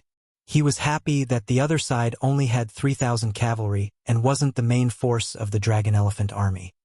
He was worried that his army was here to fish in troubled waters and not to fight to the death with the dragon elephant army that was said to be invincible at the border. There were 2 paths in front of the Chang cavalry. They could continue south and use their advantage in numbers to take down the 3,000 cavalry. They could grit their teeth and complete their mission of cutting off Lu province. However, the Chang cavalry would suffer heavy casualties, and they would not be able to bargain with the Beimang after they had secured victory in Lu province. The second path was to avoid the brunt of the attack and not fight to the death with the 3,000 dragon elephant light cavalry. However, they would also not retreat and instead advance in a roundabout manner. In the end, there would be unavoidable battles. At most, they would just fight for a while. With the Chang cavalry's speed, which had been the fastest in the world for hundreds of years, they could fight or retreat. Jin Cheng thought for a bit, and then decisively chose the latter. Their Chang cavalry wasn't Northern Mang's million-strong army that could contend against the entire Liang dynasty. Compared to that pitiful Northern Liang that his uncle didn't dote on, the Chang clan was struggling at death's door. After Jin Cheng made his choice, 2 of the Kiliarchs revealed expressions of relief. One of the Kiliarchs, surnamed Ko, was extremely angry at Jin Cheng's cowardly behavior. He loudly reprimanded him from his horse and declared that he would lead his 1,600 Chang cavalry to fight to the death. Jin Cheng's face was gloomy. He patiently told this rash youth that although the dragon elephant light cavalry was inferior to the heavy cavalry, they were not an enemy that could be easily dealt with. If other than the 3,000 cavalry, there was also the Longxiang army, then their 8,000 men would not be able to leave Lu province alive. However, the young Chiliarch who had seen all the male elders in his family being beheaded by the Su family when he was young did not listen at all. He insisted on fighting the enemy to the end and did not forget to mock and ridicule Jin Cheng, saying that he, as a Chiliarch, had embarrassed the men of the Chang tribe. Jin Cheng laughed coldly in his heart. He gently turned his horse and made way. Kui, if you want to die, I will not stop you. The Kiliarchs raised his arm and the 1,000 Chang cavalry behind him roared in unison, waving their arm-binding blades. When the youngster named Ku Jiao's mount passed by the Jincheng warhorse, his expression became a bit calmer, saying with a sneer, I am willing to use my clan's 1,600 cavalry as the vanguard. If Major General still wishes to obtain the first batch of military contributions in Liang Mang's great battle, I believe with Major General Great's astuteness, you should already understand what to do. Jin Cheng narrowed his eyes. He did not care about the sarcasm in this idiot's words and began to weigh the pros and cons. If Kui and his men were to use their lives to weaken the dragon elephant light cavalry, then if they won this battle, other than Kui, the losses of the Chang cavalry would not be too great. This deal could be done. The expressionless Jin Cheng watched as the 1,600 cavalry broke away from the main army and charged out. Seeing the cavalry whose faces were still full of childishness move further and further away, Jin Cheng suddenly had an untimely feeling. Had he gotten used to a peaceful life of wine and beautiful women? Was the hatred in his heart not as deep as he had imagined? Jin Chang shook his head, trying to shake off these unnecessary thoughts. His gaze gradually turned cold and resolute. He turned to the eager Kiliarchs beside him and said, "We will follow Ku-yi, but we must keep a distance of 1 li." The 5 or 6 Kiliarchs all nodded excitedly, their eyes burning. Jin Chang suddenly laughed. "Brothers, don't forget those Qingqian on the grasslands. They are willing to pay a few 100 taels of silver for a cold blade. Ha, what a coincidence! There are more than 3,000 waiting for us to take. As for who can take more, it will depend on who can kill more Bailiang cavalry. Jin Chang will not break this rule just because I am a general's. Brothers, you can go kill without worry." 6 li away from the 1,600 Chang cavalry under Kuqian, the 3,000 cavalry, all dressed in black armor and black horses, silently advanced forward at a uniform and powerful pace. An enormous black tiger was running around the periphery of the cavalry formation.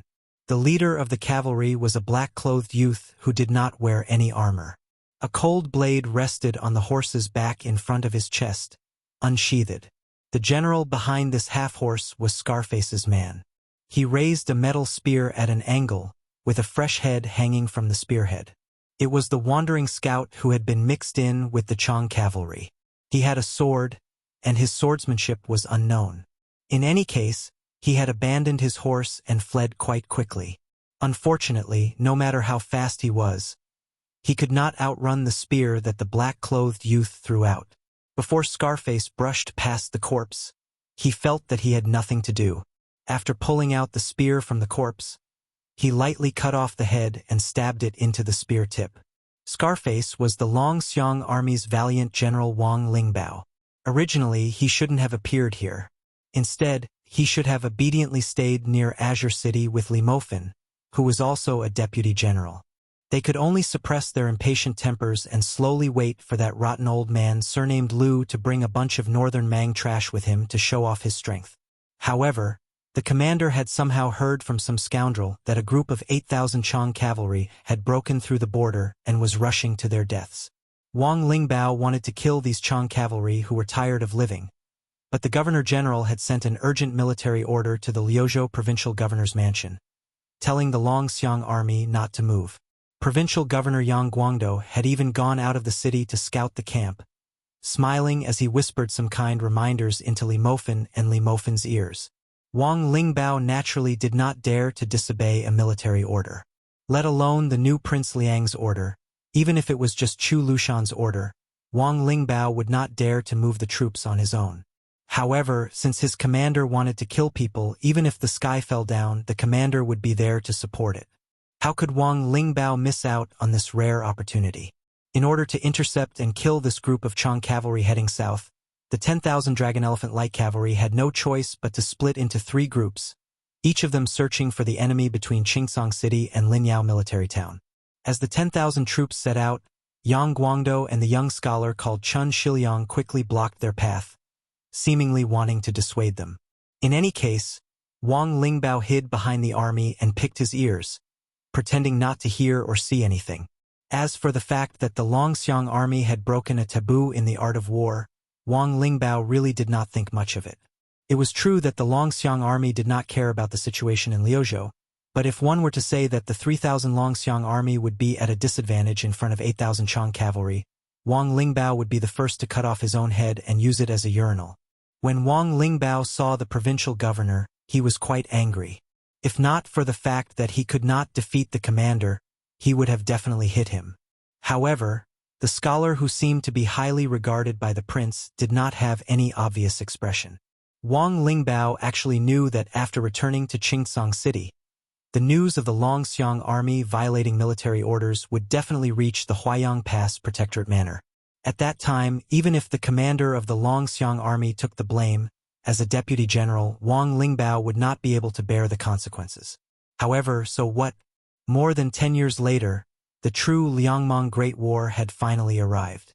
Motherf *Ker, even a pregnant woman would only need 10 months to give birth. He and Li Mofin, these rough men, had waited bitterly for more than 10 years. In this first battle, if he, Wang Lingbao, did not take the lead, he would be the first to let himself down. As for why the young commander in front of him was so determined to fight the Chang cavalry, Wang Lingbao could not be bothered to care. Wang Lingbao let out a long breath. With a flick of his wrist, he shook off the head that was in the way. Looking into the distance between the two sides was less than 2 li.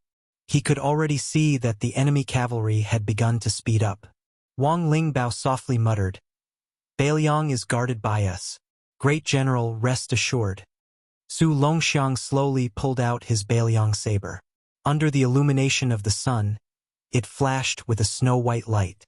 At the same time, the 3,000 dragon elephant cavalry began to raise their spears. Chapter 1277. The two cavalry armies began to charge at each other without any fancy moves. The terrain was flat and wide, making it easy for cavalry to spread out. Since it was an excellent place for cavalry battles, it also meant that it was easy for people to die here, and the speed at which they died would be very fast. The Chang cavalry were the lightest of the lightest cavalry. On one hand, they were so poor that they could not be heavy at all. On the other hand, their arms were long like apes, and their strength was outstanding. This made almost every one of them a master archer on horseback. The young Chang Chiliarch Ku-yi, who had a blood feud with the Beiliang Su family, finally stopped purposely suppressing the charging speed of the cavalry. With a wave of his hand, he covered the eyes of his horse with a black cloth, and the speed of his steed suddenly increased. If there were spectators looking from a horizontal line, they would definitely be stunned by the muscles of these warhorses as they ran. The habit of covering the eyes of the horses during a charge had never been popular in the Central Plains, but this was an old custom that had been passed down for hundreds of years on the grasslands. At the beginning, it was to ensure that the warhorses would not be afraid when facing the infantry of the Central Plains, and at the same time to deliberately startle the warhorses. Before the fierce collision between cavalry armies, the cavalry would whip the warhorses to make them explode with greater strength, using the warhorses' speed to drive the cavalry's charge forward. However, among the elite cavalry armies in the world, perhaps only the Beiliang cavalry disdained to use this kind of insignificant skill. This was attributed to the fact that every horse in Beiliang had turned from raw to mature, and the large horse farms had poured in countless efforts. Of course, there was also countless amounts of silver. In northern Liang, every time a familiar horse stepped onto a large-scale battlefield, there would be one or even several warhorses that would die before it could do so. On the battlefield, only the roars of the 1,600 or so Chang cavalry could be heard. In comparison, the 3,000 Longxiang army, who were also light cavalry, seemed especially strange at this time. One reason was that they were collectively silent before the battle, but more importantly, they were practically fugitives who used light cavalry as heavy cavalry. After the dragon elephant light cavalry raised their spears and charged, they charged straight at the enemy, even giving up on the lethality of a wave of light crossbows. The Beiliang cavalry was good at fighting and dared to fight to the death. The Central Plains had always been good at a combination of riding and walking when it came to war. The infantry was in the middle, and the cavalry was on the two wings. The latter was not used to break through enemy lines head-on. Other than being limited by the natural factor of the cavalry bow being inferior to the infantry bow, especially the large crossbow, the main reason was that the cavalry's greatest advantage was its great mobility. In the long series of classic battles of the spring and autumn period, this indisputable pattern of war was displayed to the fullest extent. As long as it was a general who could be crowned as a famous general, even if it was an infantry commander, he would still be able to command a cavalry army of several thousand men in an orderly manner. This was probably the so-called chronic illness becomes a doctor. At that time, the large group of Liang's higher-level generals who had been influenced by the flames of war didn't know how to ride, or rather, didn't know how to ride, so they were too embarrassed to greet their colleagues when they went out. However, this kind of combined riding and walking tactic, once they moved to a place where supplies were difficult, it was inevitable that they wouldn't be able to acclimatize. After the current emperor ascended the throne, he took the initiative to launch several great battles against Beimang, and he suffered enough. Many situations that seemed to be in a good situation at the beginning were ruined by some battles that occurred outside the main battlefield. Take Beimang's Tuoba Bodhisattva and Dongjua, two generations of famous Beimang generals, for example. These two became famous by relying on their light cavalry, which could easily be as long as 1,000 li long distance raids. In one breath, they circled around to the rear of Liang's army and directly smashed one or even several main supply lines. The famous generals of the Liang imperial court, especially the cavalry generals, were greatly vexed by this, but for some reason, there was never a genius general who was able to break away from the infantry and meet force with force against Beimang's cavalry. Even so, the signs of the cavalry having to be separated and assume independent responsibility, as well as a series of books on the art of war that were derived from it, still appeared. Lu Shengxiang, who had been recruited by Zhao Yi to go to the distant Guangling riverbank, and Su Gong, who had never had the chance to go on an expedition beyond the Great Wall. Each produced a military book. Unfortunately, it was not passed down to the generations, but it was widely praised within the military. Su Xiao greatly admired that Dragon General Su Gong, who came from the Gumu Su family, and thought that this person should have been able to overshadow Lu Shengxiang, who led the charge in the southeast. However, that group of Liang's higher-ups all knew in their hearts that if at that time Chen Jibao and Chu Lushan were given the opportunity, then in Beimang, this brand-new battlefield, these two would undoubtedly become meritorious figures not inferior to the four great generals of the spring and autumn period. However, at that time, even if the new son of heaven, out of selfishness, was willing to give Chen Jibao the opportunity to display his skills, that large group of founding elders would not allow the Su family to have a successor. In close to 20 years of constant warfare with Beimang, the Beimang cavalry also developed a set of extremely powerful and mature tactics. For example, the Beimang cavalry lacked crossbows, but had many bows. Unless it was an elite soldier with astonishing strength, it would be difficult for an ordinary cavalry bow to break through the armor from 80 paces away. When the two armies collided and charged under Chen Jibao's influence, the Beimang cavalry was abnormal to the point where they directly abandoned the crossbows in the process of exchanging fire. Relying on their advantage in armor, they allowed the Mang cavalry to throw out their arrows and fire at them, while their own side only focused on charging forward. As a result, Chen Jibao once made a presumptuous statement that made the outside world feel unimaginable. Under the premise that the military strength was roughly equal, or even slightly inferior, the Beimang cavalry could only survive 40 paces. After all, outsiders were unable to witness this scene with their own eyes, and all along they held a strong skeptical attitude. However, it was undeniable that in the entire Liang dynasty, perhaps only the Beimang frontier army had the precious experience of more than 10,000 pure cavalry fighting in pairs with cavalry. Don't look at how the Zhao imperial court acted like they didn't know anything about the northwest border. Every time the wind blew and the grass blew, the current golden weaving bureau Li Shifeng would patiently and quietly send secret memorials to the capital. And the contents of these memorials were bought by Guangling Prince Zhao Yi and Yanqi Prince Zhao Bing through who knew how many favors and connections, so that the various advisors could ponder over and over again. At the same time, the Liang imperial court was not waiting for death. They decided to treat Beimang and Beiliang as imaginary enemies, thinking about how to truly go against the iron hooves of those warhorses. After all, the outstanding generals of the Central Plains who stood out from the smoke of war were not useless people. They were quite effective. The division of troops and weapon combinations of the infantry and the cooperation of the weapons could be said to be at the peak of perfection. In the imperial examinations of the spring of Yonghui, there were even similar questions that had a deep meaning. This led to many bold and unconstrained ideas in the answers.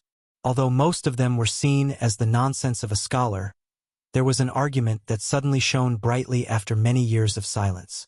That was to use extremes to fight extremes.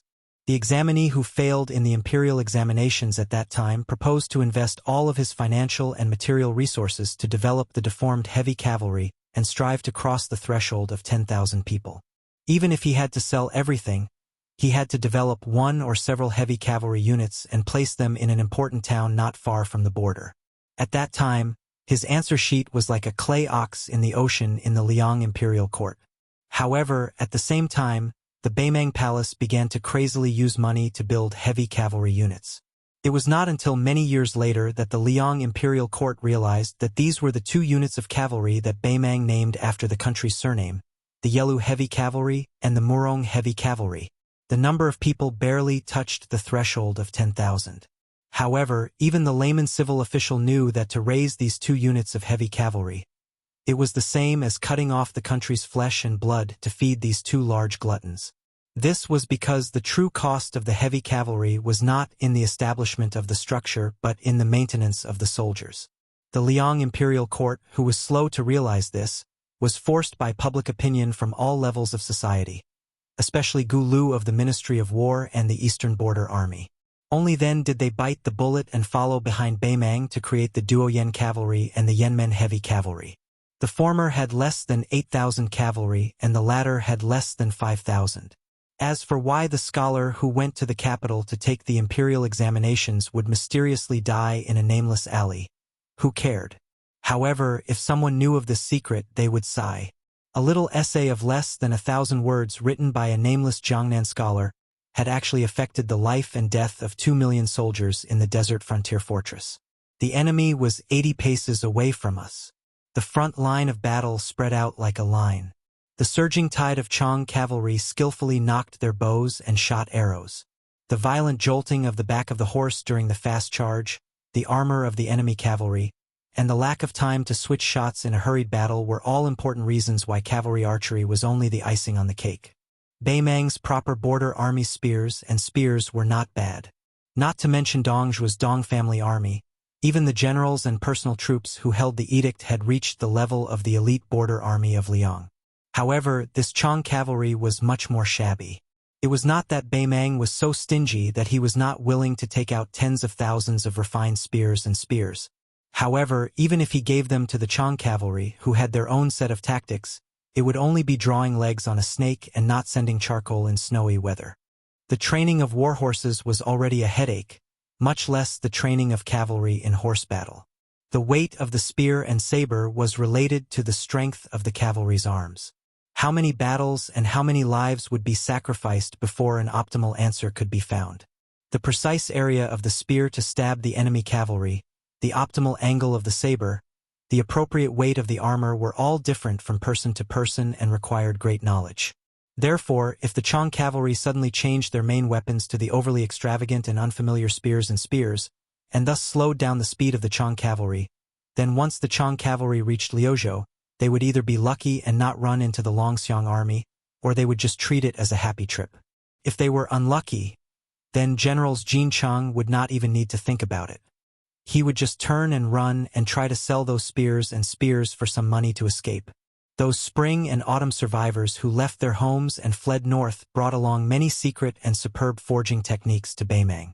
However, Beimang lacked a large amount of iron, causing many of the craftsmen of the southern dynasty to become hard-working housewives who could not cook without rice. Chan Jibao once said, "The northern barbarians who lack spears are just a group of foot soldiers on horseback. That's all." Chapter 1278.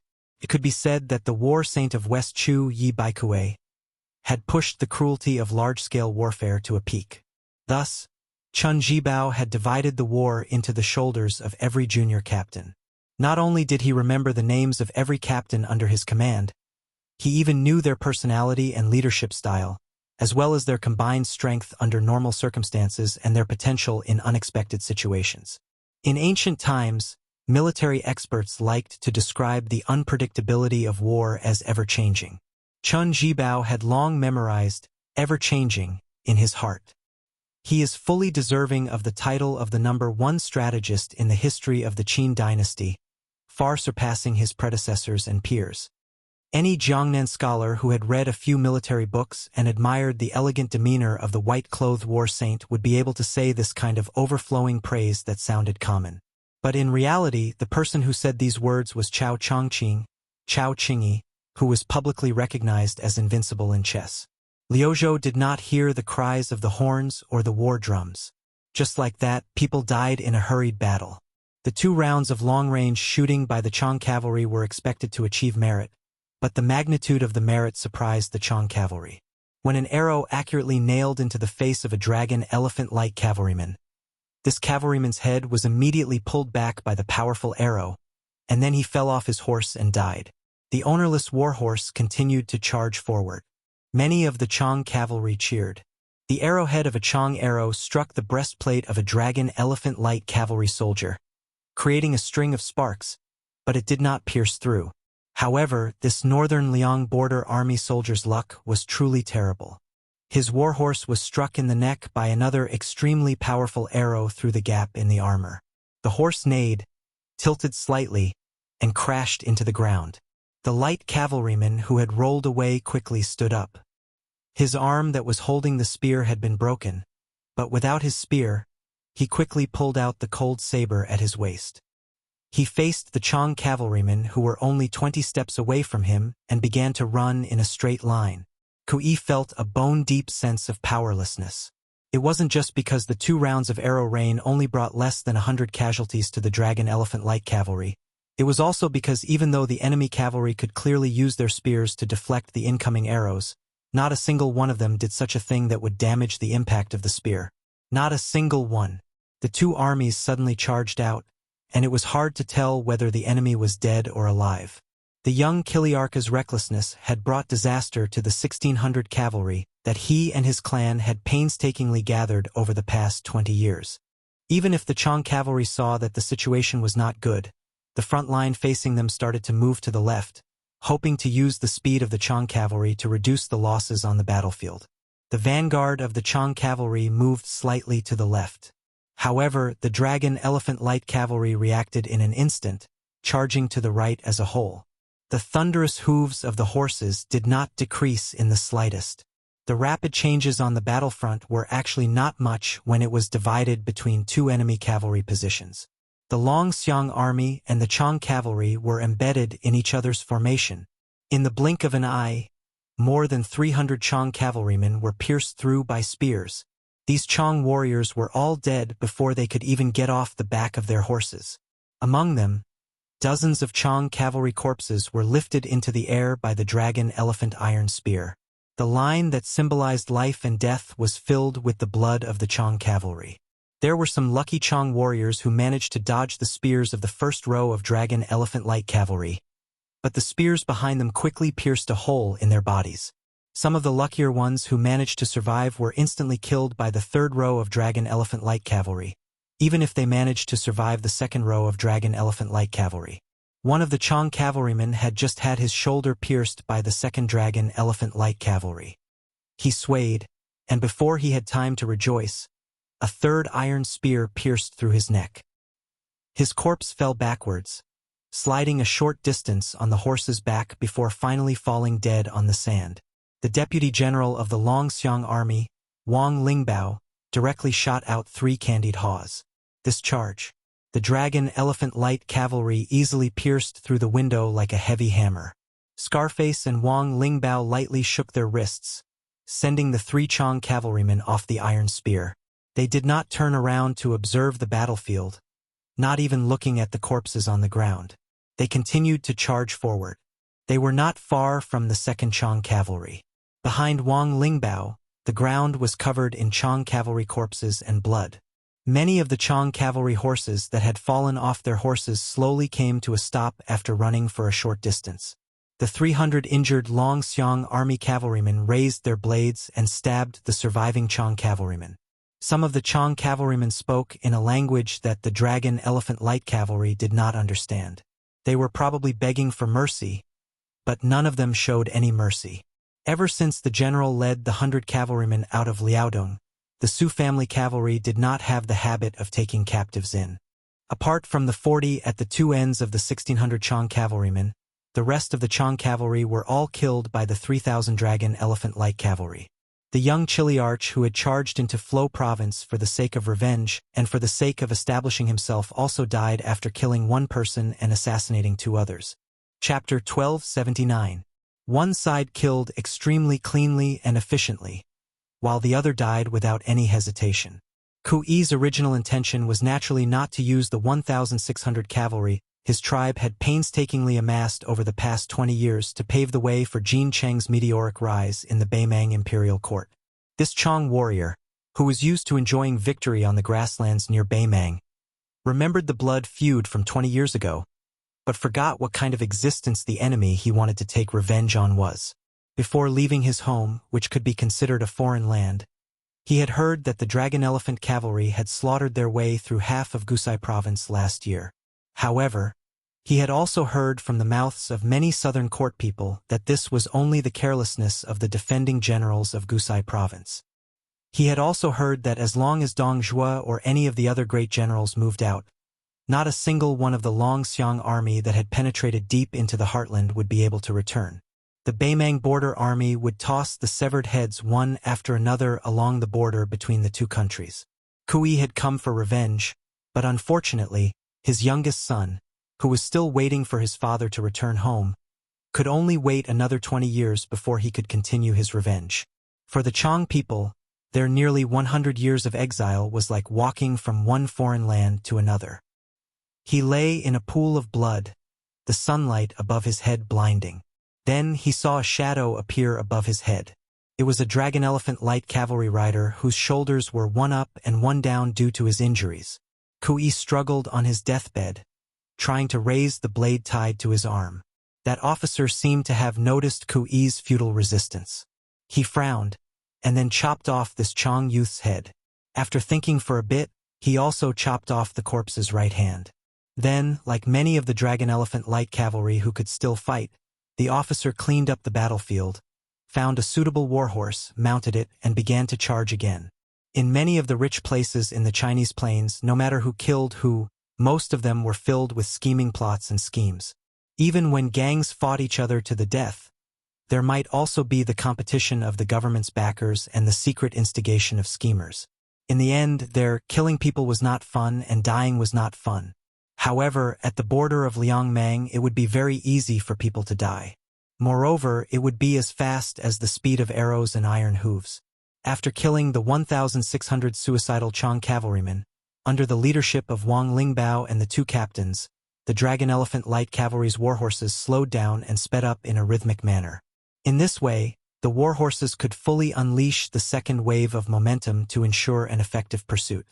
This was the invisible difference between a famous general on the battlefield and a mediocre general. War, especially a local battle, naturally required 10,000 men to fight against 1,000 men. However, it also required generals like Wang Lingbao who were familiar with the rules of the battlefield. Without the former, the battle would be more difficult, but without the latter, there would only be defeat. About half a li away, General Jin Chang was completely dumbfounded. However, this middle-aged Chang cavalryman, who was more experienced than Kui, did not hesitate at all. Without saying a word, he led the Chang cavalry in an arc and retreated. The reason why they did not stop and flee was because the dragon elephant light cavalry, whose fighting strength was negligible, did not allow them to waste even a little bit of their fighting strength. Wang Lingbao calculated the distance between the two sides and the warhorse's speed. He squeezed his horse's belly and wanted to go to Su Longxiang's side to tell him his thoughts. However, this young commander of the Longxiang army had already raised his arm and made a simple hand gesture that everyone in the Beiliang frontier army knew. Quickly stop him. Su Longxiang, who had not displayed much fighting strength in the previous charge, had only used his war blade to kill 3 Chang cavalrymen. He had only chopped off their heads. When Wang Lingbao saw the commander jump up high and abandon his horse, he began to run with his blade in tow. Wang Lingbao laughed, not knowing whether to laugh or cry.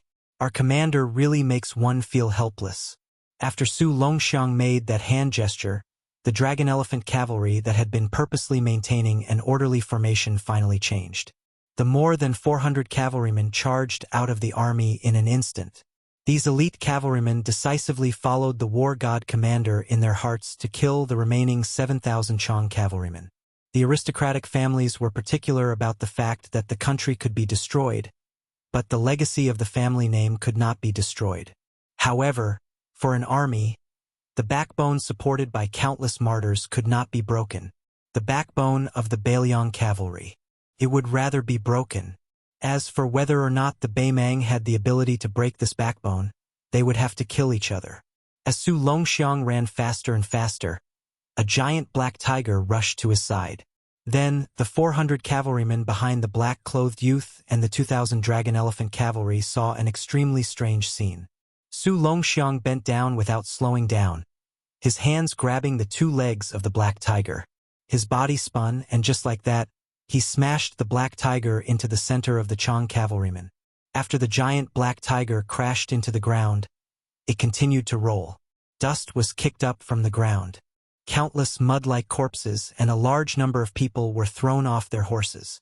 Scarface and Wang Lingbao's mouth could not help but twitch. Those fellows that were smashed would definitely be in a lot of pain. When the 400 fast riders at the front were about to catch up to the tail of the Chong cavalry, Wang Lingbao glanced at the large crater that was created by the black tiger's explosion. On the mashed-up corpses, large flowers of blood bloomed. Chapter 1280. The first year of Xiangfu. Early winter. Near the city of Liangzhou, a delicate and pretty girl in thin clothes and a young monk in a shabby kasaya were walking together. Stupid Nanbei were almost at Liangzhou. Why am I getting more and more nervous? It's almost as nervous as the first time I peeked at the love letter that the vixen at the foot of the mountain wrote to my father. You're nervous when you're close to home. Anyway, Su Fengyan's home is half your home. A monk is pleading for you. Aren't you afraid that the Buddha living in the Western paradise will drown you with a sneeze? Master still has his wife. I don't see him being afraid of wind, rain, or thunder. Stupid Nanbei, we don't even have a copper coin to buy beautiful rouge and face powder this time. Will he think that I'm getting uglier and uglier? How can he? This is your promise. If it's not like this when the time comes, I'll beat you up. Amitba, stupid Nanbei, let me ask you a question. You Buddhists? Stop. Li Zi, your home is my home. What do you mean, you Buddhists?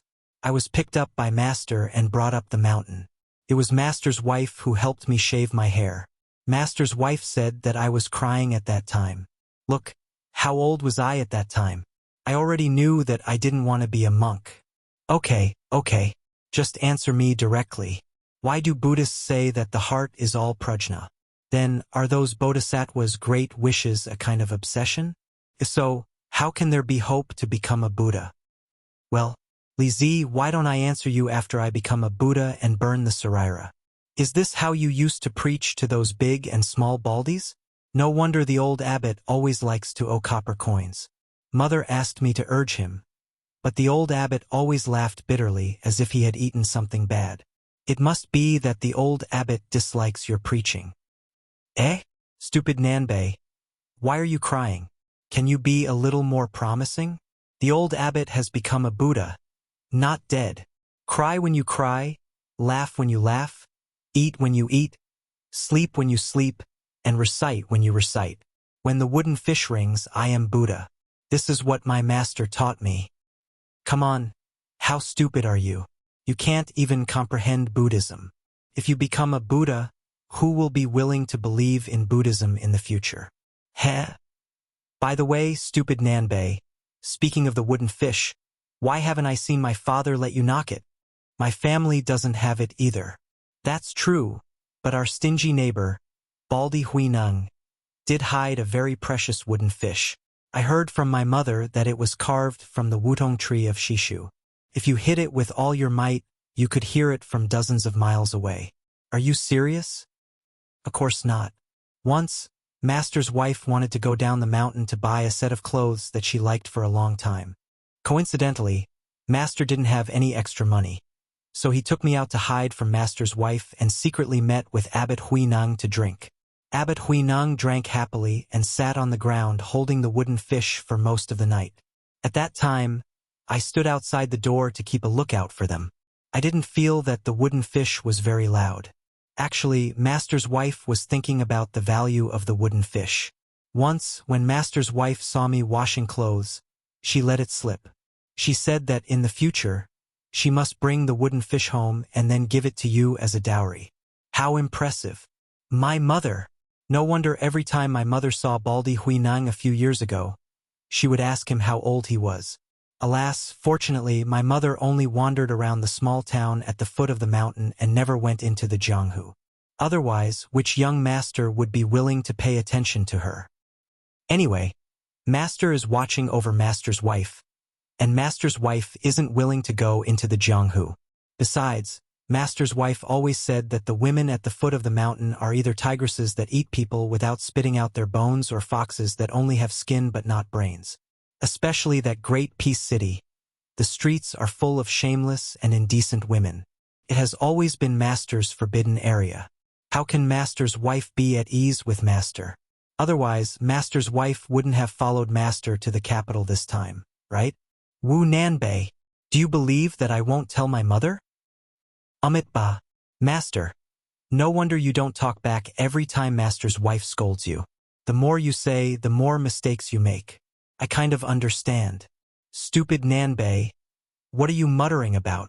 On the road, the young girl puffed up her cheeks and clenched her fists as if she was knocking on the wooden fish. Dong dong dong, when the wooden fish sounds, I am Buddha.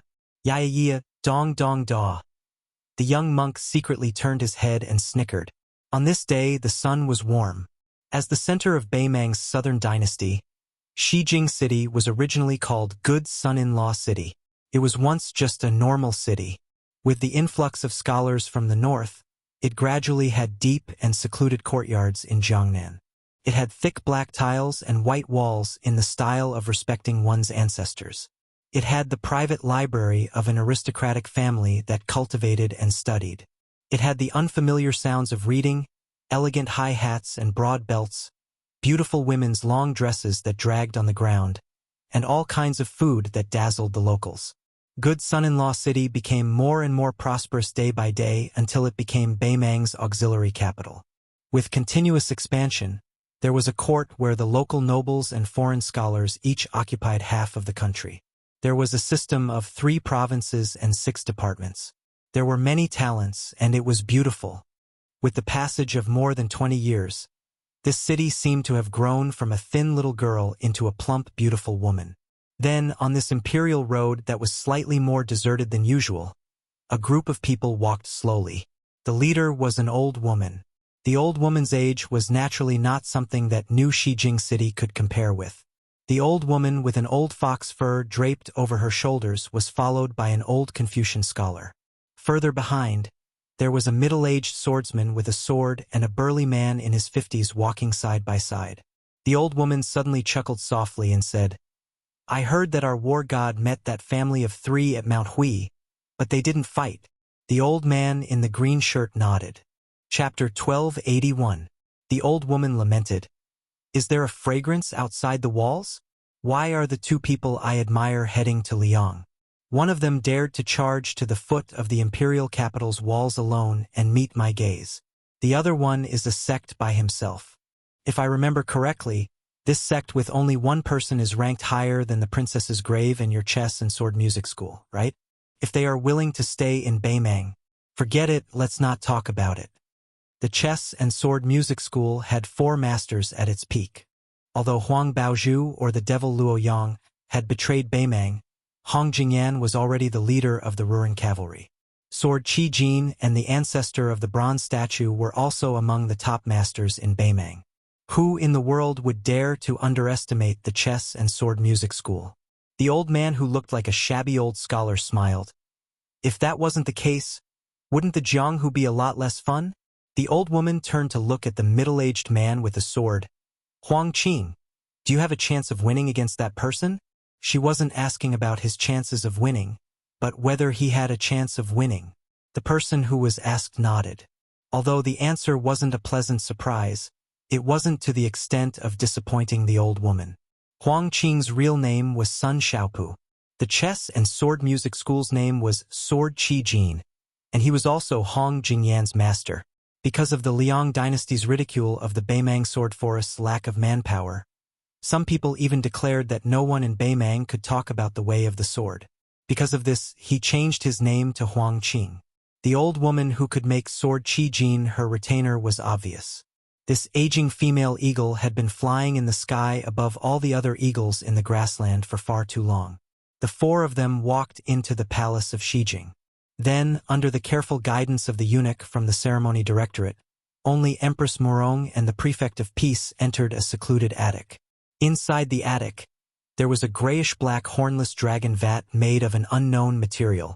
The vat was less than half a person's height, but it was so huge that it occupied most of the attic's main hall.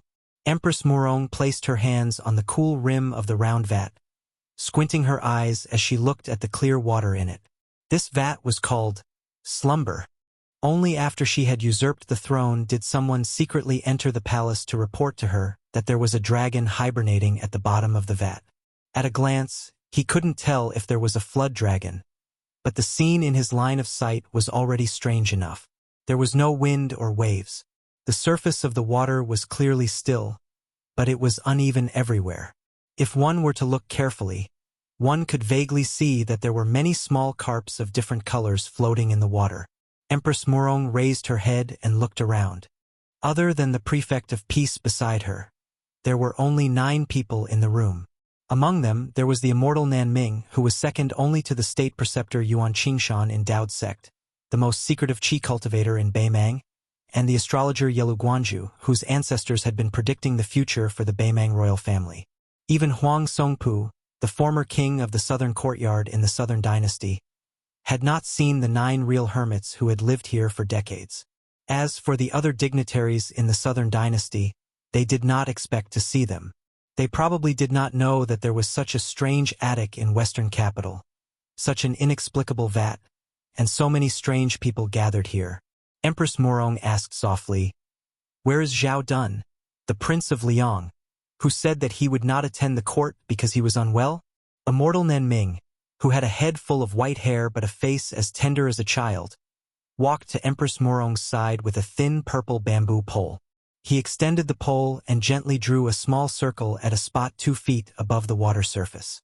The 100-year-old elder immortal of Dao's sect, whose voice was no different from a child's, said crisply, "Judging from the position, Zhao Dun has indeed secretly patrolled the border as the spider web reported." Empress Murong's finger lightly tapped the edge of the vat and sneered. "He's only at the age of knowing his destiny. He's going to die in front of an old woman like me. How pitiful." The surroundings were silent. No one dared to answer. She asked again, "Other than the little thing representing Chan Jibao that suddenly grew a dragon claw, is there anything else worth mentioning?" Immortal Nanming used the purple bamboo pole to point at a spot a little further south than before. Zhang Julu's tail fell 4 feet into the vat and is about to sink to the bottom. The old woman laughed. "What a Liang dynasty's deer that committed suicide." At this moment, the place that the old immortal Nanming was pointing at should be Great Peace City. After immortal Qilin's ascension, the new sect master of Dao's sect was expressionless. He moved the pole and pointed at the northwest direction. Su Fengyan is still around Huayang Pass. Suddenly, a small black carp less than 2 inches long jumped out of the water. Then, it didn't fall back to its original position. Instead, it shifted slightly to the west. Empress Murong frowned. "This is..." Immortal Nanming still used his childish voice to say unhurriedly, "It's Su Longxiang." Some martial artists who haven't entered the celestial phenomenon realm but are blessed with providence will be indistinct even if they occupy a spot in the vat, unless their qi leaks too much. It's even more so for those qi cultivators who are good at restraining their qi. But once they leak the secrets of heaven, it's hard for them to escape the net of justice. As for those who are close to earth immortals, their natal fish will even disturb the water in the vat. For example, Wudong sect master Li Yufu. Previously, this person caused the secrets of heaven to tremble, causing the vat's water to overflow. Anything else? Yes. Huang Longshi, Tantai Pingjing, and Xie Feiyu. The 3 people who originally had the most vague clues have shown signs one after another.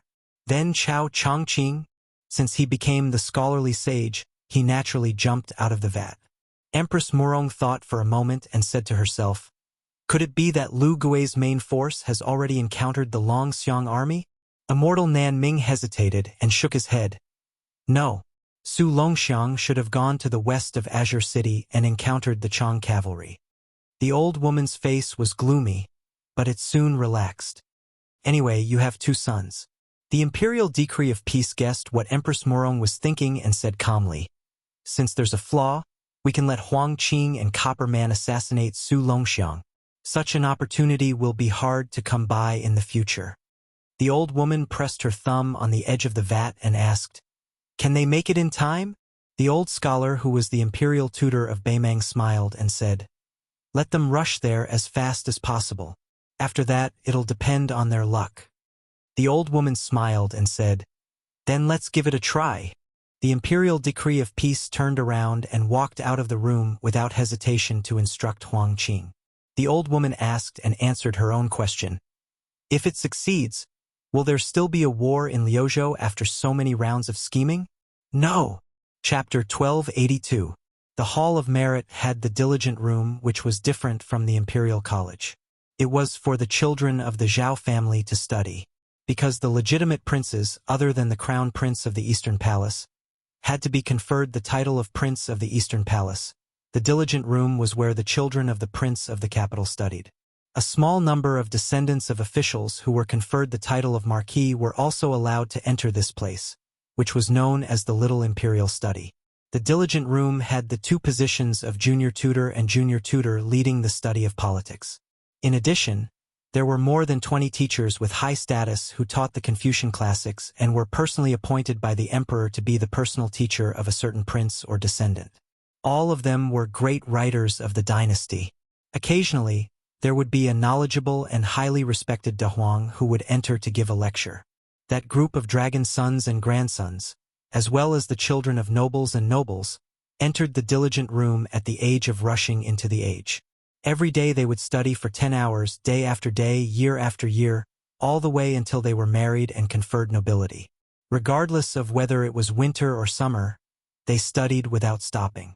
This tradition had been unshakable for the past 20 years, from the previous emperor to the current emperor. Moreover, the rules of the diligent room were complex and extremely strict. The students who entered the room did not hold a fan in summer or add charcoal in winter. Regardless of their status, they had to bow to the teachers they met on the way. If they made a minor mistake, they would be punished with a bamboo punishment. If the current emperor wrote a couplet, "Stand with sincerity, learn the truth," and hung it on both sides. Other than the obscure Prince Zhao Kai, all of the children, including the crown Prince Zhao Zhuan and the eldest Prince Zhao Wu, had spent a long time in the diligent room. If the position of junior tutor and junior tutor was said to be extraordinary and was expected to be conferred the title of Marquis, then the teachers of the diligent room were worthy of being called the emperor's teacher. As for the two positions of junior tutor and junior tutor, they had always been empty. The two masters of the Song family had dominated the literary world for 30 years, but they still could not obtain this position. The previous junior tutor, Ma Rong, was the teacher of the previous emperor and the current emperor. He was not well known outside of the capital, but 4 years ago, when Ma Rong died of illness, the emperor and the empress personally went to the mourning hall of the Ma family to wear mourning clothes and keep vigil for a night. After Ma Rong's death, the positions of junior tutor and junior protector were empty. The nobles of Tai and city all thought that Qi Yanglong, who had just entered the capital, would temporarily assume the position of junior protector as a transitional position between the past and the future, and then become the official leader of the Liang dynasty in one fell swoop. However, a young man, who didn't even have the qualifications to assume the position of junior protector, abruptly barged into everyone's eyes and took the position of junior protector. This person had obtained the title of Jinshi at the tail end of the Yonghui era, but he was far less eye-catching than the top three. He had entered the Hanlin Academy and served as the Yellow Gatekeeper, but he was also lukewarm. It wasn't until he became the daily librarian of the Imperial Study in the Forbidden City that he received a few more glances from the important figures in the capital. However, that was all. Later on, this person was quietly promoted to the Minister of Meritorious Contributions Department, assisting the Minister of Personnel, Zhao Yuling, and his old superior, Prime Minister, Yin Maochun. He had successively participated in the imperial investigations and the local grade evaluations, two major events that were enough to determine the status of a fourth-rank official in Liang. This scholar, who could be considered a young man in the imperial court, was the one who truly made people speechless. In the imperial investigations that were held once every 3 years, this person still didn't reveal himself. However, in the South grade evaluations, this person was truly vicious and merciless, removing the official status of the governor of Pingzhou and 6 county governors in one fell swoop. It had only been 3 months, and he was quickly transferred back to the capital. Otherwise, Everyone in the court believed that this person would have died on the way to the south. So much so that when he became the diligent junior protector of the house, most people were numb to it. This person's path of promotion in the officialdom was too obscure, leaving no opportunity for people to give him a cold shoulder. In the end, people only knew that he had married a nameless princess a few years ago, and that she was a relative of the imperial family. In the imperial court, he had never participated in the struggle between factions, nor was he close to civil and military officials. He had never interacted with the eunuchs in the palace, not even once drinking wine with prostitutes. There were very few people who wanted to get to the bottom of things, and after they learned the truth, they became more and more confused. This person was actually from Beiliang? Originally, it was already very surprising that the court had produced Jean Sanlang, who had made a meteoric rise. Unexpectedly, this person's fame was even greater than that. It should be known that Jean Lanting's path of promotion could not be said to be glorious. It was said that first, he had relied on a recommendation letter from the old Prince Liang to enter the officialdom in the capital. Later, he had squeezed his way into the government through the elegant tricks of Lanting Shuxian. And as a fellow countryman of the Right Chancellor of the Imperial College, he had a clean background, and his path of promotion was open and clean. Even though he had married a princess, there had not been any rumors of a husband depending on his wife's status. And over the years, he had held several positions in the capital.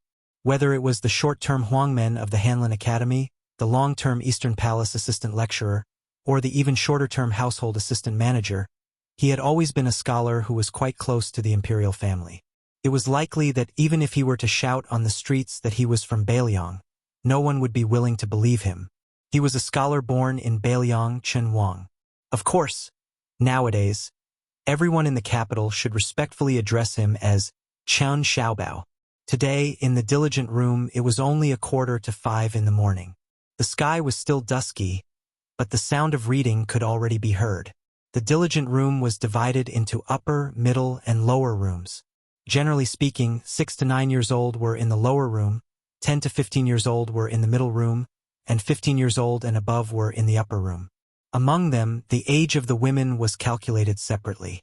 Only when the men and women were married and had obtained the approval of the teachers could they withdraw from the school. Today was Confucian Day. In each of the 3 rooms, there was an elder reading the classics of the Confucian sage Zhang Sheng. The degree of difficulty was naturally different. Outside the lower room of the diligent room stood a young scholar, wearing a purple robe and a mutton-fat jade belt bestowed by the emperor. He looked at the young children who were shaking their heads and doing their best to recite the classics. According to the rules set by the previous emperor, they were not allowed to wear a marten hat or fur coat in the room. The winter cold was bone-piercing. At this time, there was only a small copper stove placed under the teacher's desk. Most of the children who were born with the same surname as the country were no different from the children of poor families attending private schools. Most of their cheeks were frozen red, and their hands and feet were trembling. Taking advantage of the time when the teacher was reading, they hurriedly lowered their heads and blew a mouthful of hot air on their frozen fingers. Outside the room, in addition to this scholar who was dressed in special clothes and was quite unfamiliar to the eyes of ordinary people, there was also an old eunuch in the palace who was allowed to wear a red python robe. He stood outside carefully. The old eunuch was a little absent-minded and did not notice the arrival of the scholar. This was not surprising. He said that he had to keep an eye on the diligent room in case of accidents, but he had been standing here for more than 10 years. He had changed 7 or 8 robes. After more than 10 years, the affairs of the palace had always been strict, so how could there be any accidents? No matter how they acted outside after coming of age, the domineering children of the Zhao family all stood respectfully like him when they were studying, while they sat there obediently reading and reciting books. Even famous princes and princesses like Zhao Wu and Zhao Fengya had to tuck their tails between their legs after entering the diligent room and sitting down. The old eunuch looked outside the room and saw that a large red lantern had been hung on a branch in the courtyard after winter. He sighed quietly. He had heard that it was not peaceful outside. The remaining evildoers of the Guangling underworld had found a little girl surnamed Jiang from somewhere and revived the country just like that. Many of the old fellows in the palace who had escaped from the West Chu imperial palace back then were now trembling in fear. When they were free, they did not even dare to drink a few mouthfuls of wine, saying that they were afraid that others would misunderstand them and think that they were drowning their sorrows in wine. It seemed that the barbarians in the West were also not peaceful. If the big barbarian Baimang wanted to make trouble, the small barbarian Bailiang also wanted to make trouble. He could be considered to have seen some storms in his life, but he just could not understand why these fellows did not want to live a peaceful life. Why did they have to make trouble blindly? Even that grand secretary was obsessed. Say, you, Bai Yen, are not even as old as me, a eunuch, but you have already achieved such a high position. Why are you still not satisfied? Isn't this clearly seeking your own death? For no reason, the old eunuch thought of the flowers and plants in the courtyard and could not help but sigh. He thought to himself, Grand Secretary, human lives were not like those plants. If they were gone this winter, they would be there again next spring. At this time, a small and tiptoeing figure appeared outside the courtyard. He bent over and trotted in. As a result, when he saw the old eunuch who looked like a door god, he immediately looked as if his parents had died. The old eunuch only dared to laugh in his heart. This little fellow was the grandson of Commandery Prince Feng. Although he was not the eldest grandson of the eldest branch, he was still very doted on. However, this child had always been a punching bag in the lower branch. After all, the title of Commandery Prince Feng could frighten people outside the palace. But here, no one took it seriously. In addition, the little fellow's body was weak and his temperament was soft. He was bullied all day long to the point that he did not dare to go home and complain to his elders. Even if he changed into a new pair of festive boots, they would be trampled into old ones by those naughty fellows. He looked at the child's sickly pale face and his pitiful appearance as he desperately covered his mouth to prevent himself from coughing. Although the old eunuch felt sorry for him, he, a eunuch, did not dare to violate the rules set by the previous emperor. If he was late once, he would be punished with bamboo. If he was late twice, he would be demoted. If he was late 3 times, he would be demoted again. Until he had no more rank to demote, he would be directly expelled from the diligent room. About 10 years ago, in the hands of the emperor, there was a lawless old prince who was the only legitimate grandson. He was directly demoted to a commoner. The old eunuch stopped the sweaty grandson of Commandery Prince Feng. With a cold face, he said, "If I remember correctly, this is the 2nd time you have been late. You go in first. I will record it and send it to the imperial clan court." The child coughed and said intermittently, "Grandfather Liu, I really did not mean to be late. I have a cold." The old eunuch waved his hand. He was not willing to listen to the child's explanation. The royal family was not a big or small matter. This was the principle that the elders in the palace had taught the younger generation with countless bloody facts. He was only a servant. Why should he seek trouble for himself? Chapter 1283. It was at this moment that the old eunuch realized that there was a dazzling purple color beside him. He was shocked and even more shocked. After he came back to his senses and was about to bow, that person smiled and shook his head. The old eunuch, who was already the head eunuch of the palace, could only bow. The scholar in purple robes and jade belt walked to the old eunuch's side and grabbed the child's cold hand. He used a bit of force to pry open the child's fingers, only to discover that the child had coughed up blood.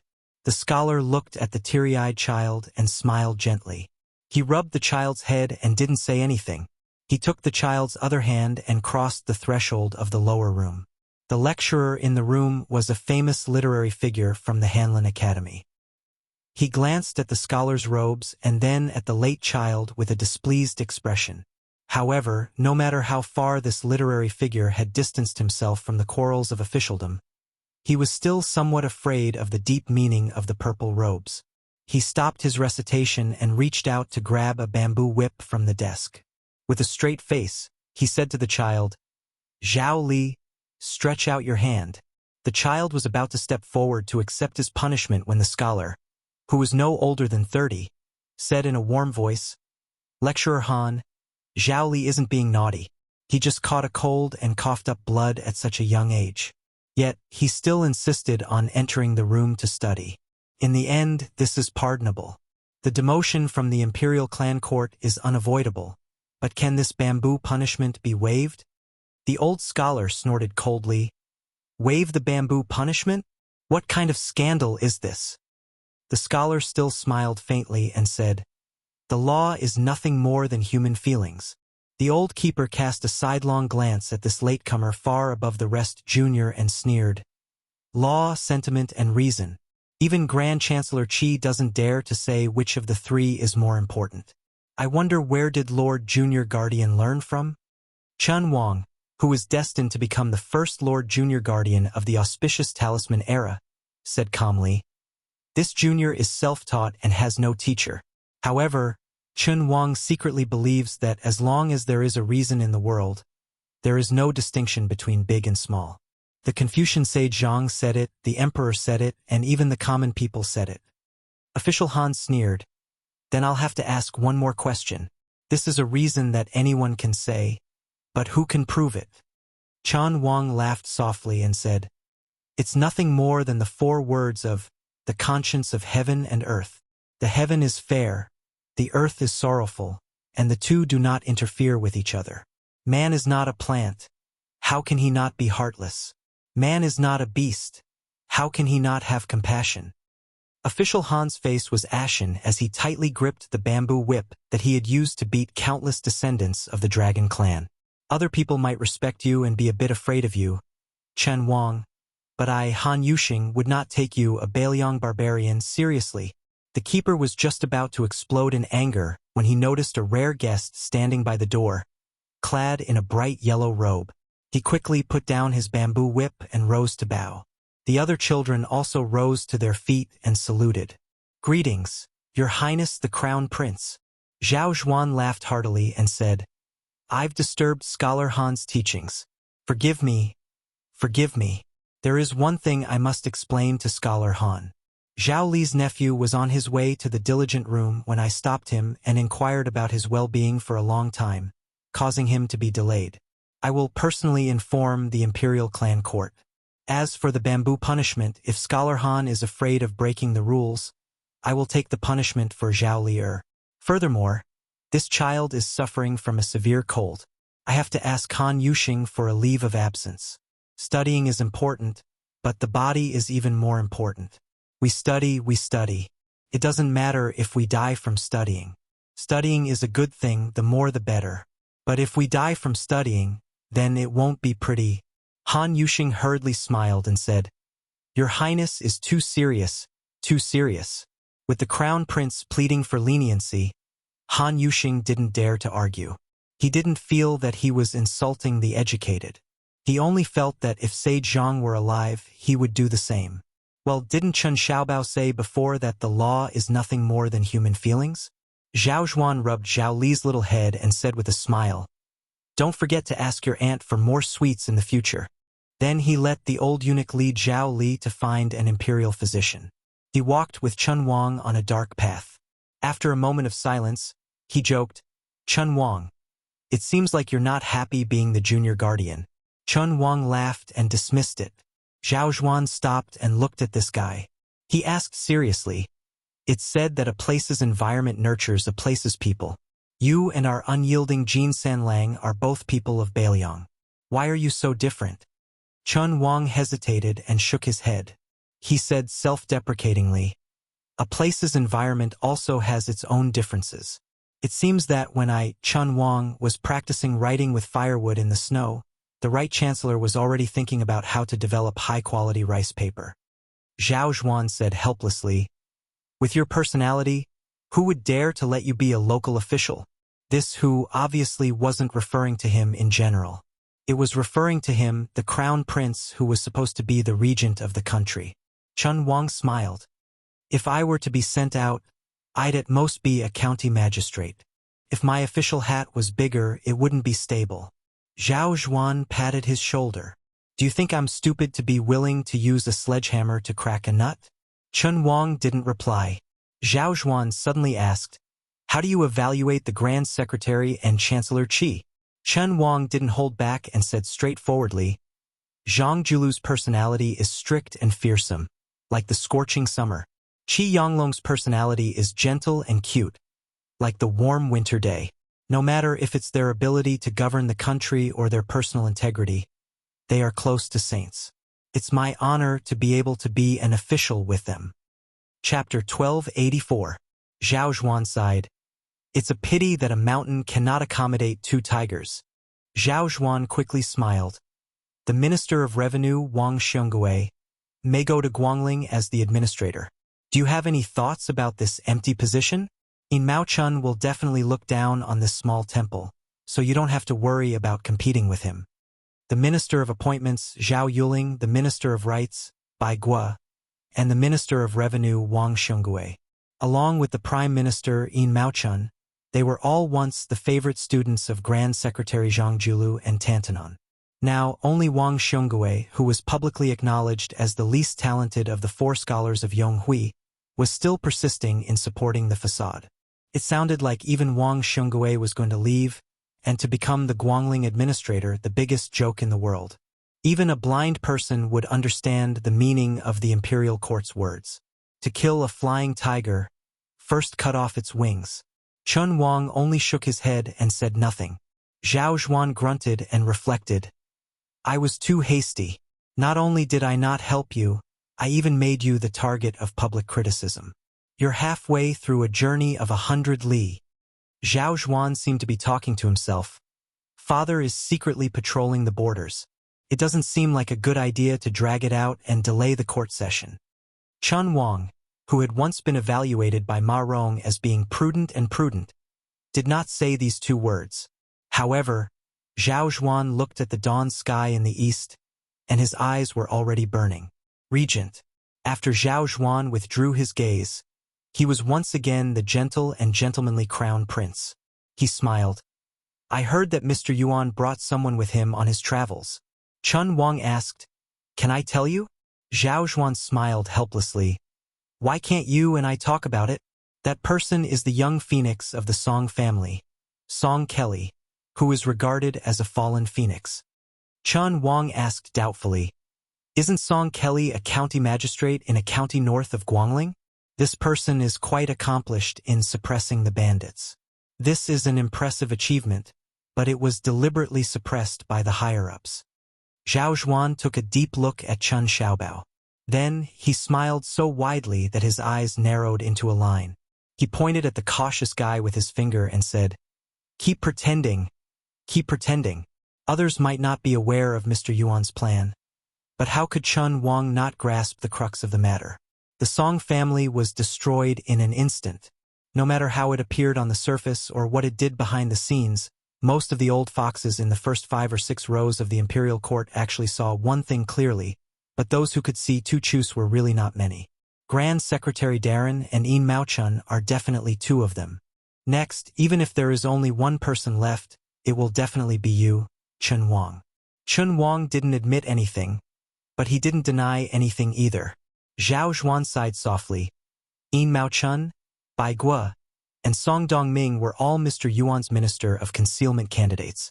Even if the latter 2 were eliminated, In Mao Chun should have been the next Grand Secretary no matter how you look at it. Who would have thought that, in the end, Song Kelly would quietly snatch the position from him? Chun Wang hesitated for a moment, then said, Mr. Yuan chose Song Kelly, but Grand Secretary Darren also made a choice. Zhao Zhuan was really confused about this matter. He asked curiously, It definitely wasn't Wang Xiongui, nor was it Zhao Yuling. Then who could it be? Chun Wang said calmly, The Minister of Rights, Bai Guo. Zhao Zhuan instinctively laughed. He clearly didn't believe this absurd statement. Bai Guo? Impossible, impossible. Even though Bai Guo has an excellent reputation throughout the court, and everyone in the capital's officialdom is close to him. I also admire this wanton and extremely talented Minister of Rights. But if you say that after more than a decade of careful selection, Zhang Julu finally chose Bai Guo, who had given up once, to be the next master of Gu Hut, I wouldn't believe it even if you beat me to death. Chun Wang said calmly, I can't really beat you to death, Your Highness. Zhao Zhuan froze for a moment, then burst into laughter. In his mind, Chun Wang was a person like this old man who would never joke. These words really opened his eyes. However, after laughing, Zhao Zhuan began to think deeply. In order to pave the way for him, it wouldn't be an exaggeration to say that his father had spared no effort and calculated everything.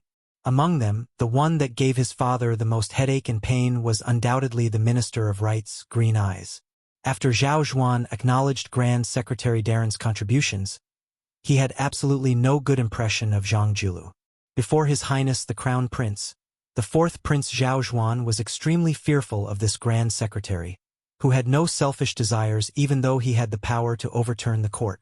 If Zhang Julu was only a scholarly sage who devoted himself to learning, he would at most be made into a statue by the court and placed on an altar beside Sage Zhang.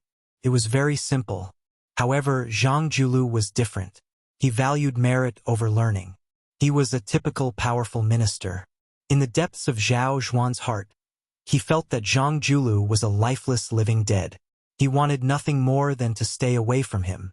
If Zhang Julu really did as Chun Wang said and chose his former favorite student Bai Guo to be his tombkeeper after his death, then Zhao Zhuan would have to carefully weigh the pros and cons. Song Kelly, who needed many years to mature, could be easily dealt with in the future even if Zhao Zhuan didn't have any tricks up his sleeve.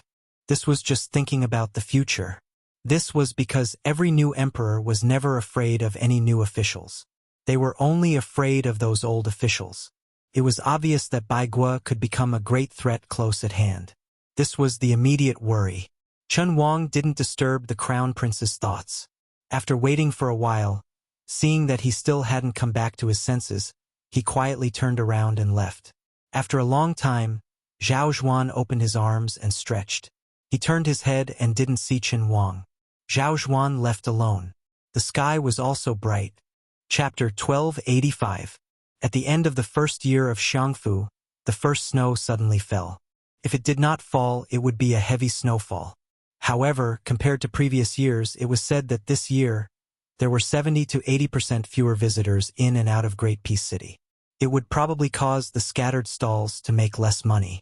There were countless Zhang mansions in the capital, but there was one mansion that was undoubtedly unique. Whether it was a local official who went to the capital or a scholar who went abroad to study, as long as they casually asked the people in the capital where Zhang Mansion was, the latter would definitely not bother to ask which Lord Zhang it was and would directly give the answer. Even if it was snowing heavily, and the snow on the imperial path was so thick that it could not be swept clean, the court session still continued. Also, it was a sensitive time for the crown prince to be regent. Which official would have the guts to be late? But today there was one person missing in the imperial court. Without him, everyone was shocked and absent-minded. Even the crown prince, who was in charge of supervising the country, appeared to be in a trance. This person who was absent from court for the first time did not ask for leave. It was as though he was telling the crown prince and all the civil and military officials a simple truth. If I am not coming, I am not coming. His Highness the Crown Prince ignored this. He did not have the chief eunuch go and ask about his well-being, nor did he fly into a rage. The Minister of Rights, Bai Guo, who could make a big fuss over a small matter, was the same. He acted as though nothing had happened. Some people wanted to use this as a pretext to make a fuss, but after hesitating for a while, they did not dare. After all, even Third Jean had sewn his mouth shut today. This official who made the entire court session seem like it was not a court session was the Grand Secretary Zhang Julu. He and the emperor who was patrolling the borders were the most diligent people in the court. However, one was the first among the monarchs, and the other was the first among the officials. Zhang Julu was not feeling well today. After putting on the purple robes of the standard first rank, he suddenly did not want to attend morning court. Therefore, he did not go. This old man, whose sideburns were turning white, had been sitting under the eaves since early in the morning. He did not change into more comfortable and warm clothes. The old housekeeper of the mansion had brought in a simple stove made of bamboo strips, and had added charcoal to the stove many times. In Zhang Julu's life, other than a few times when his good friend Tantanon forced him to drink a few cups or two, he almost never drank. He insisted that drinking would make things worse. However, with nothing to do today and nothing to do in the future, the old man still did not have the slightest intention of drinking. When it was close to noon, he carelessly ate some of the rough homemade pastries and continued to flip through the nameless poetry collection in his hands. Zhang Julu's ability to govern was outstanding in the world. Most likely, even those powerful political opponents who still had the strength to fight when he first started his career would not deny it against their will. However, Zhang Julu came from the Hanlin Academy. Other than the artistic essays he wrote when he was young that could be considered sloppy and had some talent, whether it was in memorials or memorials, the wording of his speech and the words themselves, they were all dull and tasteless. After so many years, there was not a single good work of a famous teacher that was passed down. There were also no rumors that he favored a literary master, and no comments that added the finishing touch to a good work. From an outsider's point of view, the Grand Secretary seemed to have a natural resistance to writing. In reality, only Huan Wen knew that his old friend Zhang Julu did not hesitate to write, but he would also fall in love with the good works of many scholars, especially the good sentences that added the finishing touch. Whether it was the frontier poems, the resentment poems, or the sentimental poems, the funeral essays, they all had their own preferences. They were all collected in that self-edited poetry collection. For example, the Takaoka Ouyang family's memorial to their father in Shangyin Academy, the Chu War declaration that Zhao Chongling personally carried the sword in the Battle of the Western Wall, and so on. Zhang Julu would occasionally flip through them. Among them was Huang Longshi's, "The Yellow River runs for more than 1,000 miles to the north. The air of grievance turns into black clouds." There was also that line by that person who had been scolded as Mei Su Mei Liang back then. "There is no war in the horizon. The energy of war dissipates into the sun and moonlight." There was also a famous palace resentment line from an unknown person in the previous dynasty. "Outsiders do not see a smile. The heavenly treasures last year's is a gift for the world." Su Weisheng's took up a lot of space among the 300 or so. Even some of the poems that Su Fengyan had clearly bought with a large sum of money were included. This was probably the so-called magnanimity of the prime minister. The old steward suddenly jogged up the steps and said in a low voice, "Old master, the young master has come." Zhang Julu was slightly puzzled, but did not say anything. While his son and daughter-in-law feared him as a father, he was not unreasonable to the point that his children were not allowed to disturb him. However, the eldest son and second son had soft personalities and were somewhat pedantic from a young age. After they got married and started their careers, the two daughters-in-law came from a small family. If not for the Grand Secretary's blessing of having two grandchildren, they would not dare to come here and ask for trouble. The youngest son, Zhang Bianguan, was an anomaly among the three sons. His personality was the most stubborn, but his relationship with the Zhang manor was also the most rigid. It was as if father and son would never have any contact with each other. For Zhang Bianguan to take the initiative to walk into this manor was indeed like the sun rising from the west. Although Zhang Julu's face was expressionless, he still unconsciously glanced in the direction of the courtyard gate. Even a vicious tiger would not eat its cubs. How many fathers in the world truly loathed their own sons? Chapter 1286. Zhang Bianguan was still as sloppy as ever. He ran into the yard with an item in his hand that was not commonly seen in the capital. It was a small copper stove made of bamboo that was popular in the countryside of Jiangnan. Inside, there was a charcoal fire covered in ash for warmth. The elderly all liked to carry this item when they went out for a walk or chatted at home. The ancestral home of the Zhang family was south of the Guangling River. Before Zhang Julu made a name for himself in the imperial examinations, he often used this when he was studying hard. After all, compared to a large stove, it saved a lot of charcoal fire. Even poor families could use it if they gritted their teeth. After he became famous in the capital, only his grandfather, who had moved to Tian City to live out his retirement, occasionally used it.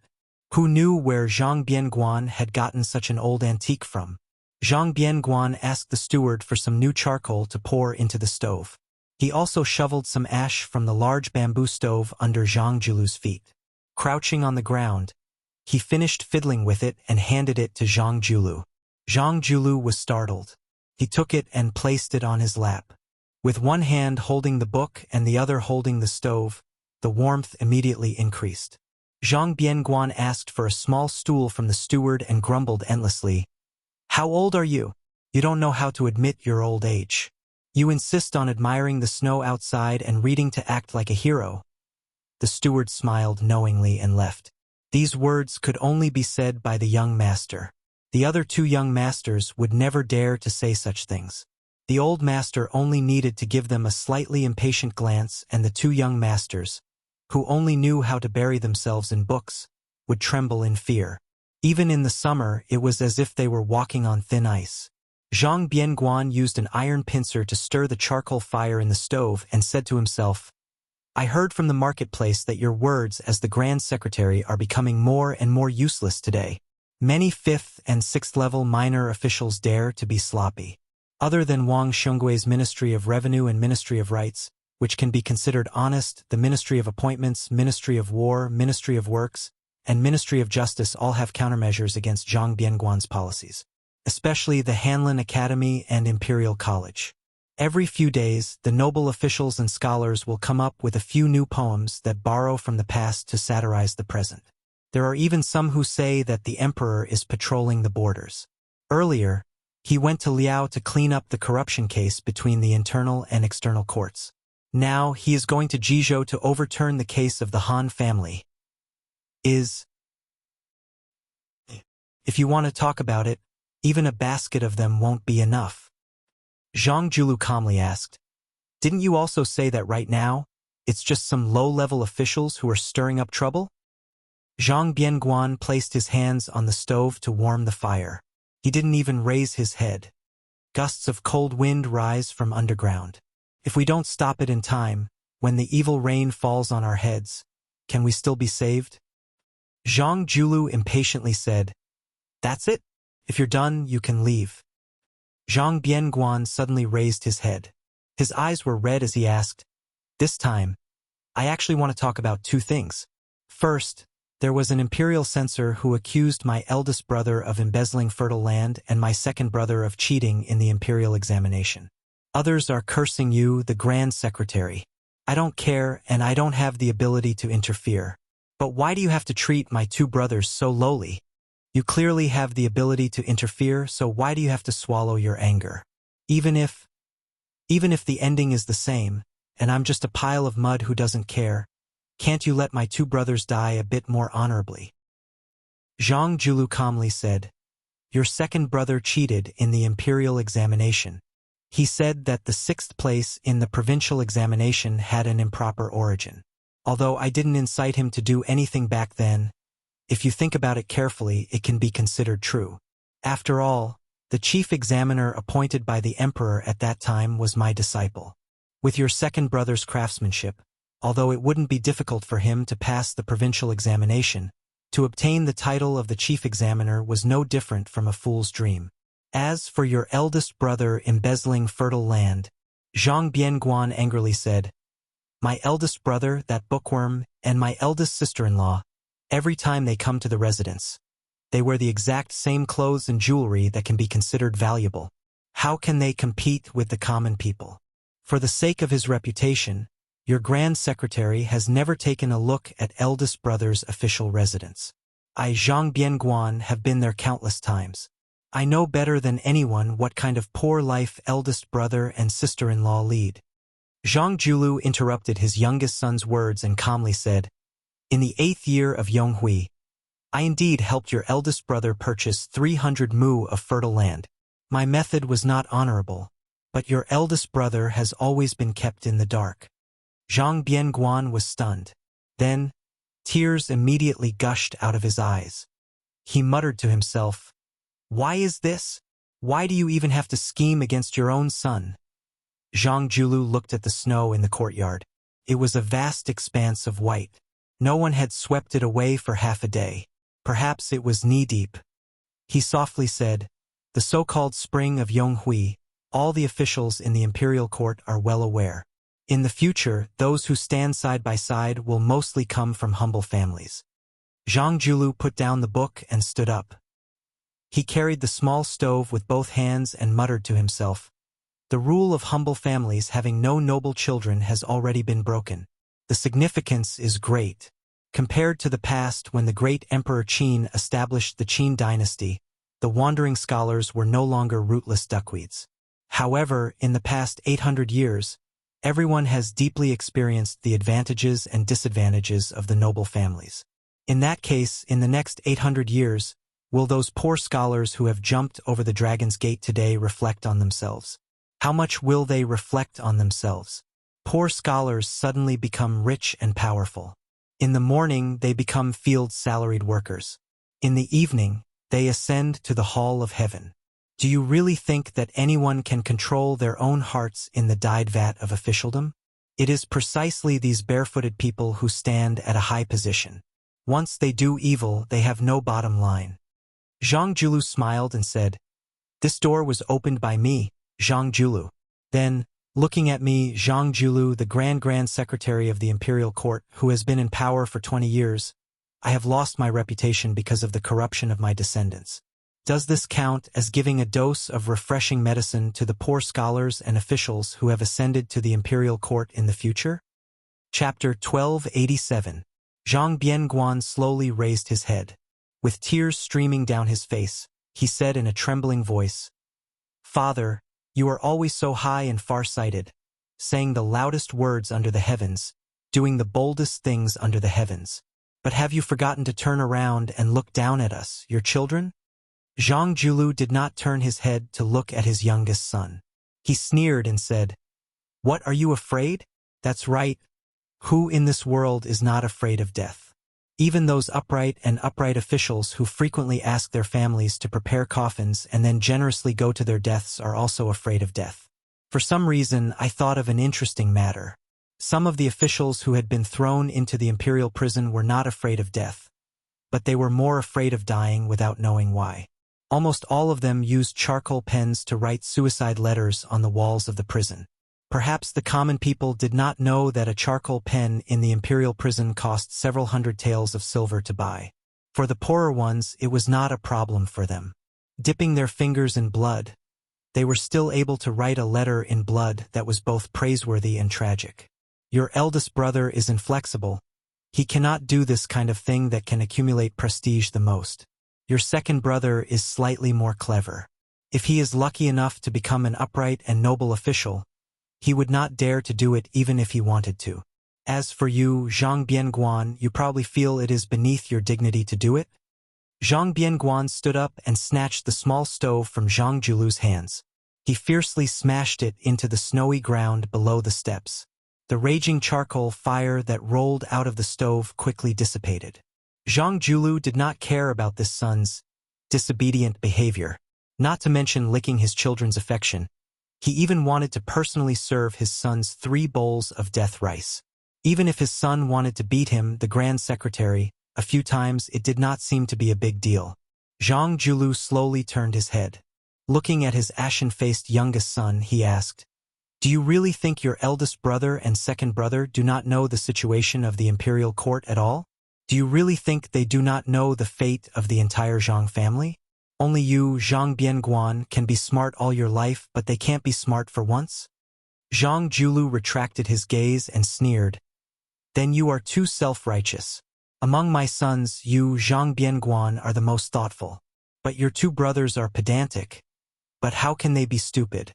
They have been influenced by the political situation for so many years. No matter how pure their thoughts are, they have long been enlightened." Zhang Bianguan squatted down and murmured, "Back then, you insisted that our 3 sons could only marry women from small families. You were waiting for this day, right? If she was a woman from a noble family, she would implicate many people. When the time comes, when His Majesty the Emperor wants to kill people, he will also be overcautious. You really are a rarely seen Grand Secretary with a conscience, not making things difficult for the monarch sitting on the dragon throne. Eldest sister-in-law and second sister-in-law can both be considered to be good at managing their families. These years, their families can be considered to have benefited from the Zhang family's glory, profiting greatly in the open and in the dark, vaguely becoming a large family in the local counties. You even made an exception and turned a blind eye to this. Hey, you are doing this to make your conscience feel a bit better, right?" Zhang Julu did not say anything. Zhang Bianguan rubbed his cheeks. He looked at the small stove left behind by his grandfather in the snow and said quietly, "Father, in order to become a good official, from the very beginning at my grandparents' side, you were not a good son. Then you were not a good husband. Then, when you came to our side, you were not a good father. In the end, you were not even a good grandfather. Was it really worth it?" Zhang Julu raised his hands and blew out a mouthful of fog. He smiled and said, "A good official?" Zhang Julu was in a daze. He still remembered that his best friend Tantanon had once said some drunken words. To him, it was easy to be a loyal and treacherous official, it was easy to be an honest and muddle-headed official, but it was the most difficult to be a good official sandwiched between the monarch and the common people. It was difficult to explain clearly in a few words. It was already very difficult to control the monarch's world, and it was even more difficult to win a good reputation in life or in death. Zhang Julu suddenly said, "When I was young, I read an anonymous frontier fortress poem. In it there was a line, riding a horse to the west, wanting to reach the sky, passing Qi to the west, feeling that the sky is low. I was especially fascinated. I always thought that if one day the official career was not successful, at worst I would just throw away the pen and join the army. I would go and see with my own eyes the scenery of the vast wilderness and the sky at the border. That way my life would not be in vain. But later, when the official career was stable, after your mother gave birth to you, she gave you the name Bianguan." For some reason, Zhang Bianguan calmed down a lot. He squeezed out a smile and said self-mockingly, "Because of this unworthy name, I have been ridiculed for so many years by the group of second generation in the capital. They said that you, the Grand Secretary, should have been named Zhang Tian or Zhang Jingqing." Zhang Julu smiled and walked down the steps. He bent down to pick up the small stove. He picked up the iron tongs and put some charcoal into the fire. He handed it back to the young son and said softly, "I know that your hearts have been cold for many years. Father can't do anything." Zhang Bianguan was stunned and forgot to speak. Zhang Julu waved his hand and asked the steward to bring a small stool. After sitting down, he asked, "The reason for this trip, is it because Man Air asked for a letter of divorce from you? Do you feel that you can't vent your anger? You have been with the chicken and the dog for so many years. But at this juncture, she abandoned you and left? Do you feel like husband and wife are birds in the same forest and fly away separately in the face of disaster?" Zhang Bianguan, who was asked several questions in a row, shook his head and said, "I don't mind her doing this." Zhang Julu wanted to say something but stopped. In the end, he just said, "Don't be angry at her. Among the 3 daughters-in-law of the Zhang family, she has it the hardest. It's hard for her to be an evil person. She is such a smart and kind girl. Our Zhang family has let her down." Zhang Bianguan looked straight at his father. The latter asked back, "Do you understand?" Zhang Bianguan suddenly remembered something and suddenly choked with sobs. When a woman is ruthless, she is the most ruthless. When a woman is infatuated, she is the most deeply moved. Zhang Bianguan seemed to have untied the knot in his heart and nodded vigorously. Chapter 1288. Zhang Julu smiled and asked, "That Tantanon always said that even if one has eternal fame, it is not as good as a cup of wine when one was alive. In the past, I did not believe it. Why don't the 2 of us drink a few cups today?" Naturally, Zhang Bianguan would not refuse. Thus, the most powerful official in Jingdo and the most useless playboy of Great Peace City. This pair of strange father and son, separated by a stove, sat across from each other on a small stool and slowly drank wine. The wine jug was placed on the edge of the stove. Zhang Bianguan said, "Father, in reality, no one is angry at you." Zhang Julu drank a mouthful of wine and did not speak. Cup after cup, the father and son drank like this. The steward tiptoed over to deliver a second jug of wine. Along the way, he brought a thick fur coat for the Grand Secretary. In the end, Zhang Bianguan staggered away in a drunken stupor. Zhang Julu saw him to the gate of the mansion and gave the fur coat to his son to wear. Zhang Julu stood on the steps and reached out to catch some snowflakes in his hand. There was nothing one could do about the affairs of the world. When one could say it, one did not want to say it. When one wanted to say it, one could not say it. Perhaps half a year ago, no one would have believed that the West Chu Navy would be able to fight the Guangling Navy downstream like a lion hunting a rabbit. Like an arrow on a bowstring, they were only waiting to go down the river and head straight for the spring snow building. Even in the darkness, just by the light of the lanterns, those towering ships exuded a savage aura of war. Presumably, every old remnant of West Chu who saw this scene would find it hard to restrain their joy and sorrow.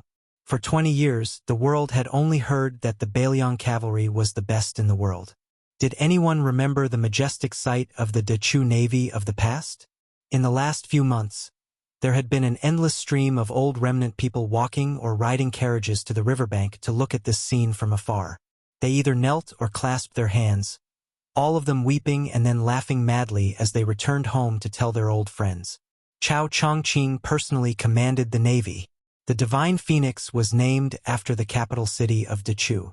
A middle-aged Confucian scholar in green, who had been holding a lantern and admiring a painting, raised his head and gently extinguished the lantern. Walking out of the cabin on the top floor, he gazed toward the right bank of the Guangling River. He saw a group of cavalry dressed differently from the navy suddenly appear. Afterward, the leading knight and a few retainers leisurely crossed the river on a small boat. At the bow of the small boat stood a person. His figure was tall and slender. As the boat approached, the knight's face became clearer under the light. He was determined, conceited, and full of heroic spirit. He lacked the gentleness of a gentleman. However, this young man really couldn't ask for more.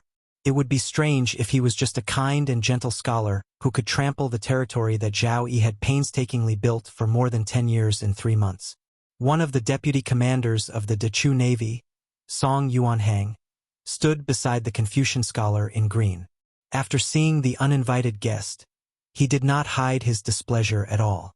Not only him, but the Navy generals who had walked out of the cabins on the lower levels of the Divine Phoenix ship also did not have a good impression of this young man.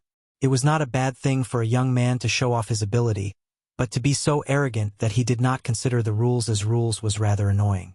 Similarly, as the son of one of Dechu's most powerful families, Pei Sui, who had made great contributions earlier, was very humble.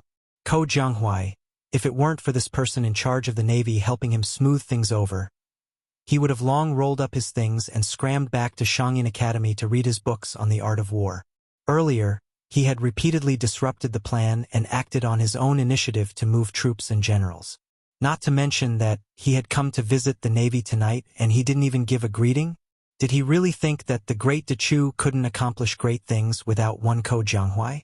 The scene that followed made the navy commanders on the ship even angrier. Ko Jianghuai did not board the ship to greet the commander of Dechu's 3 armies, Chao Chongqing. Instead, he stood at the bow of the small boat with his hand on his sword. He raised his head to look at the green-robed man. After directly calling his name, he asked in a low voice, "Chao Chongqing, why won't you allow me to take down the 6,000 soldiers that Song Li dropped into my pocket?" The white-haired Chao Chongqing did not make a sound and met the young man's gaze. The tall Ko Jianghuai had no awareness that he was talking to Dechu's second stabilizing needle after Yi Baikue. His tone was angry and dissatisfied, almost questioning. The opportunity is fleeting. Song Li is not an idiot who doesn't understand military matters. Wait until he has a firm foothold on the Eastern Front and straightens out the internal conflict in the spring snow building before I want to do it in one go. Ko Jianghuai, you are already General Ko. As for the imperial edict to remove you from your position, you will receive it a few days later. However, it is all the same whether it is early or late. Chao Chongqing. I, Ko Jianghuai, originally thought that Dechu still had 2.5 people who knew how to use troops and enough to conquer the world. Since there is only half left tonight, then there is no hope of reviving the country. It doesn't matter if I am an official or not. I want to open my eyes and see if that half can help you take down the spring snow building. Ko Jianghuai angrily threw his sword into the Guangling River. The small boat turned around and left. Song Yuanheng quietly asked, "Minister, has this kid lost his mind?" Chao Chongqing smiled slightly. He has not gone mad. Ko Jianghuai is very clear-headed. His view of the Eastern Front is correct. This, however, what Ko Jianghuai does not know is that he has been blinded by a single leaf. Minister, why do you say this? The main general of the Eastern Front that I, Chao Chongqing, want should not only focus on the spring snow building and Zhao Yi. If he stops here, then Xie Shibian will be able to achieve his so-called half-a-person. The blue-clothed official lowered his head and looked at the Guangling River flowing east. He was in a daze. Ko Jianghuai should be able to see further. He should be looking at the Great Peace City. Chapter 1289. In the prince's mansion in Xiangfan City, the young king of Jing and Zhao Sun was summoned to Guangling to quell the rebellion. So far, he had not made any contributions. The large Qingzhou was handed over to a blind man who was also young. It was peaceful. He did not make any outstanding achievements, but he did not degenerate to the point where he had to use self-deprecating methods to win the trust of the new king of Jing. It could be said to be a model example of a ruler and his minister being compatible. It was somewhat similar to the partnership between the king of Yen and Nalin Yusi. After nightfall, the stars twinkled. Lu Xuan stood under the eaves and raised his head to look at the resplendent starry sky. Next to him was the maidservant that Prince Jing'an's estate had placed at his side. He never thought that, after spending so much time together, they would end up in the same boat. But this might not necessarily be the young Prince Jing'an's original scheme. Teacher, you asked the prince to only lose and not win. When the time comes and the Zhao family loses face, the emperor will most likely blame you, right? Of course he will, and it will be a heavy punishment.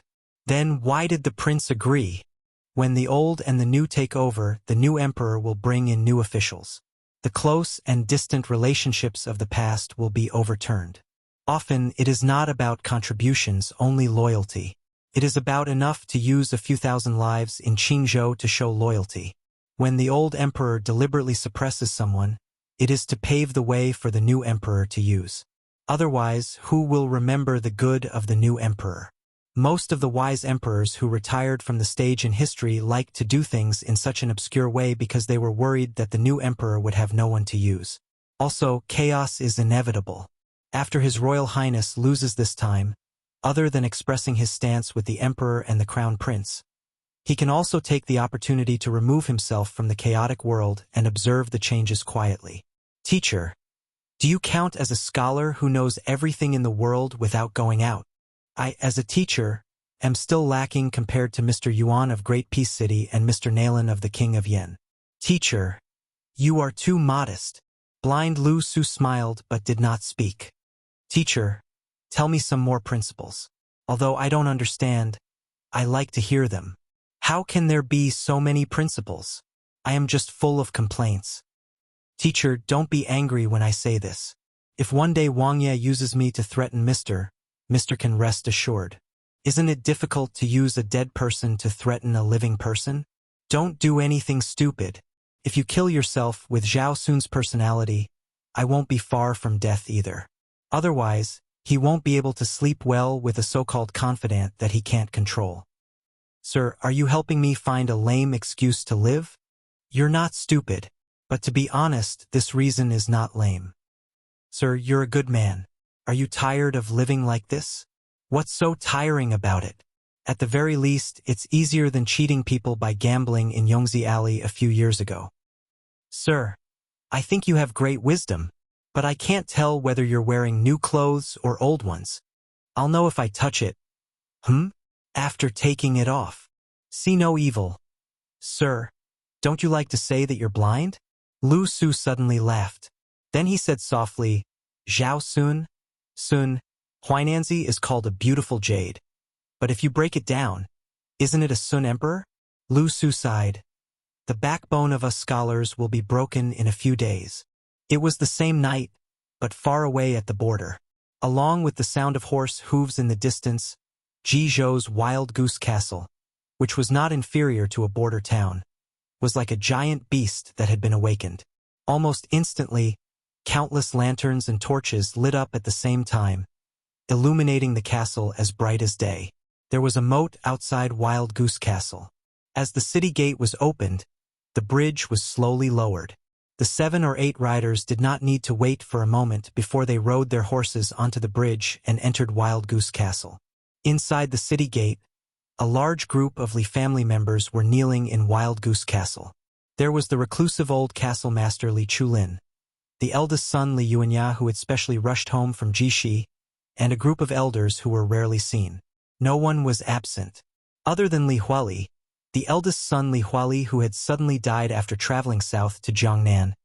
The entire Li family, who was like a local tyrant in Jizhou, was present. Even the old castle master's 80th birthday 2 years ago was not as grand as this. The leader of the 7 or 8 riders had an unfamiliar face. His face was pale, and he looked like he could not stand the extreme cold of the winter in the north. He wore a thick fox fur coat from Liaodong.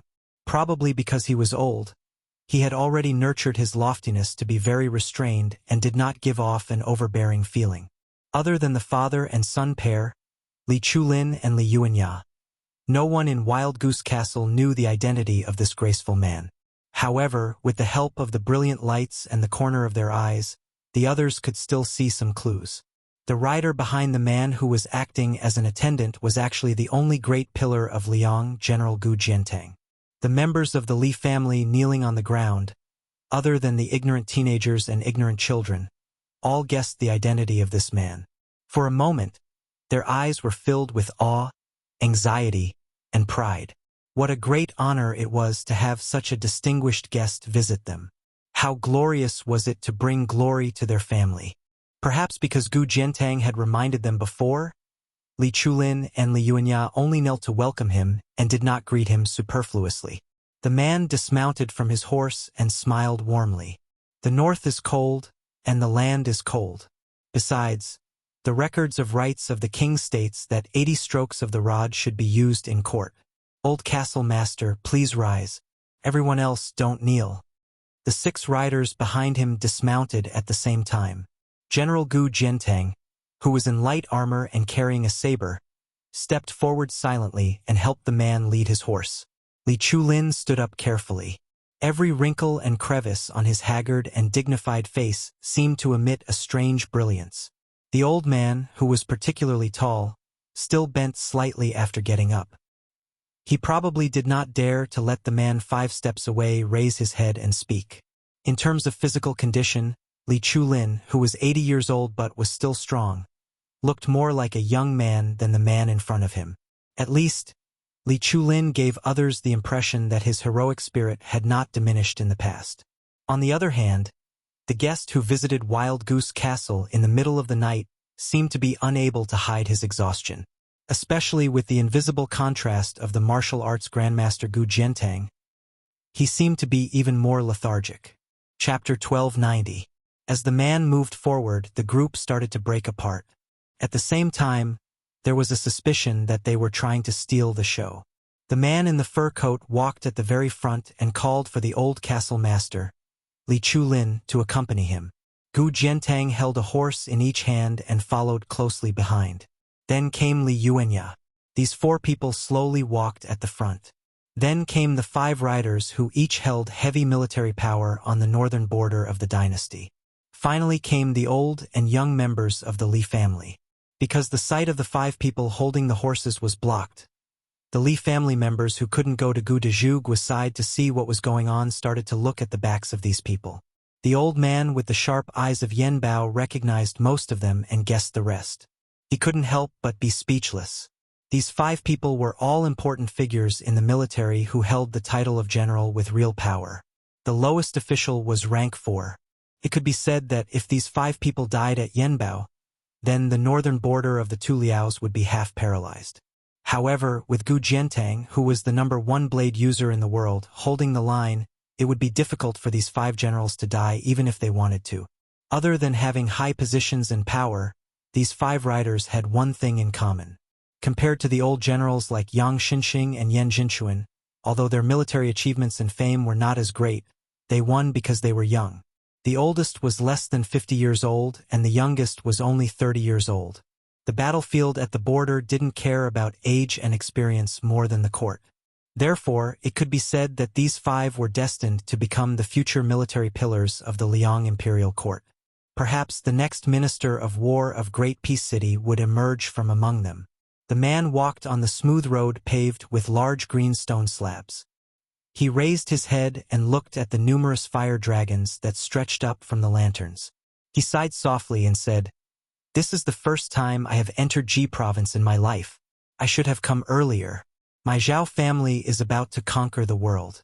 Usually, when I go to the diligent room to teach the Zhao family members, I always say that we can't slack off. We can't be misled by the ancients and believe that after conquering the world, we have to dismount from the horse and protect the world. That's what I said, but I don't seem to have done a good job of teaching them by word and example. Presumably, some of the Zhao clan's descendants will find it harder to place as much importance on military affairs as their ancestors. No matter how brave the old fox Li Chulin was, he didn't dare to interrupt the son of heaven's family affairs. He could only perk up his ears and not miss a single word. As long as the emperor, who was traveling incognito, didn't ask questions, he would just listen and not speak. This man who could allow Gu Jiantang to lead his horse and guard him with a clear conscience was none other than the current emperor, Zhao Dun, who had stealthily arrived at the border. However, the emperor did not issue an edict for the crown prince to be regent as soon as he left the capital. Instead, when he was about to return from Jizhou, he had the head eunuch of the ceremony directorate, Song Tonglu, hand a secret edict to Bai Gua of the Ministry of Rites and make it public.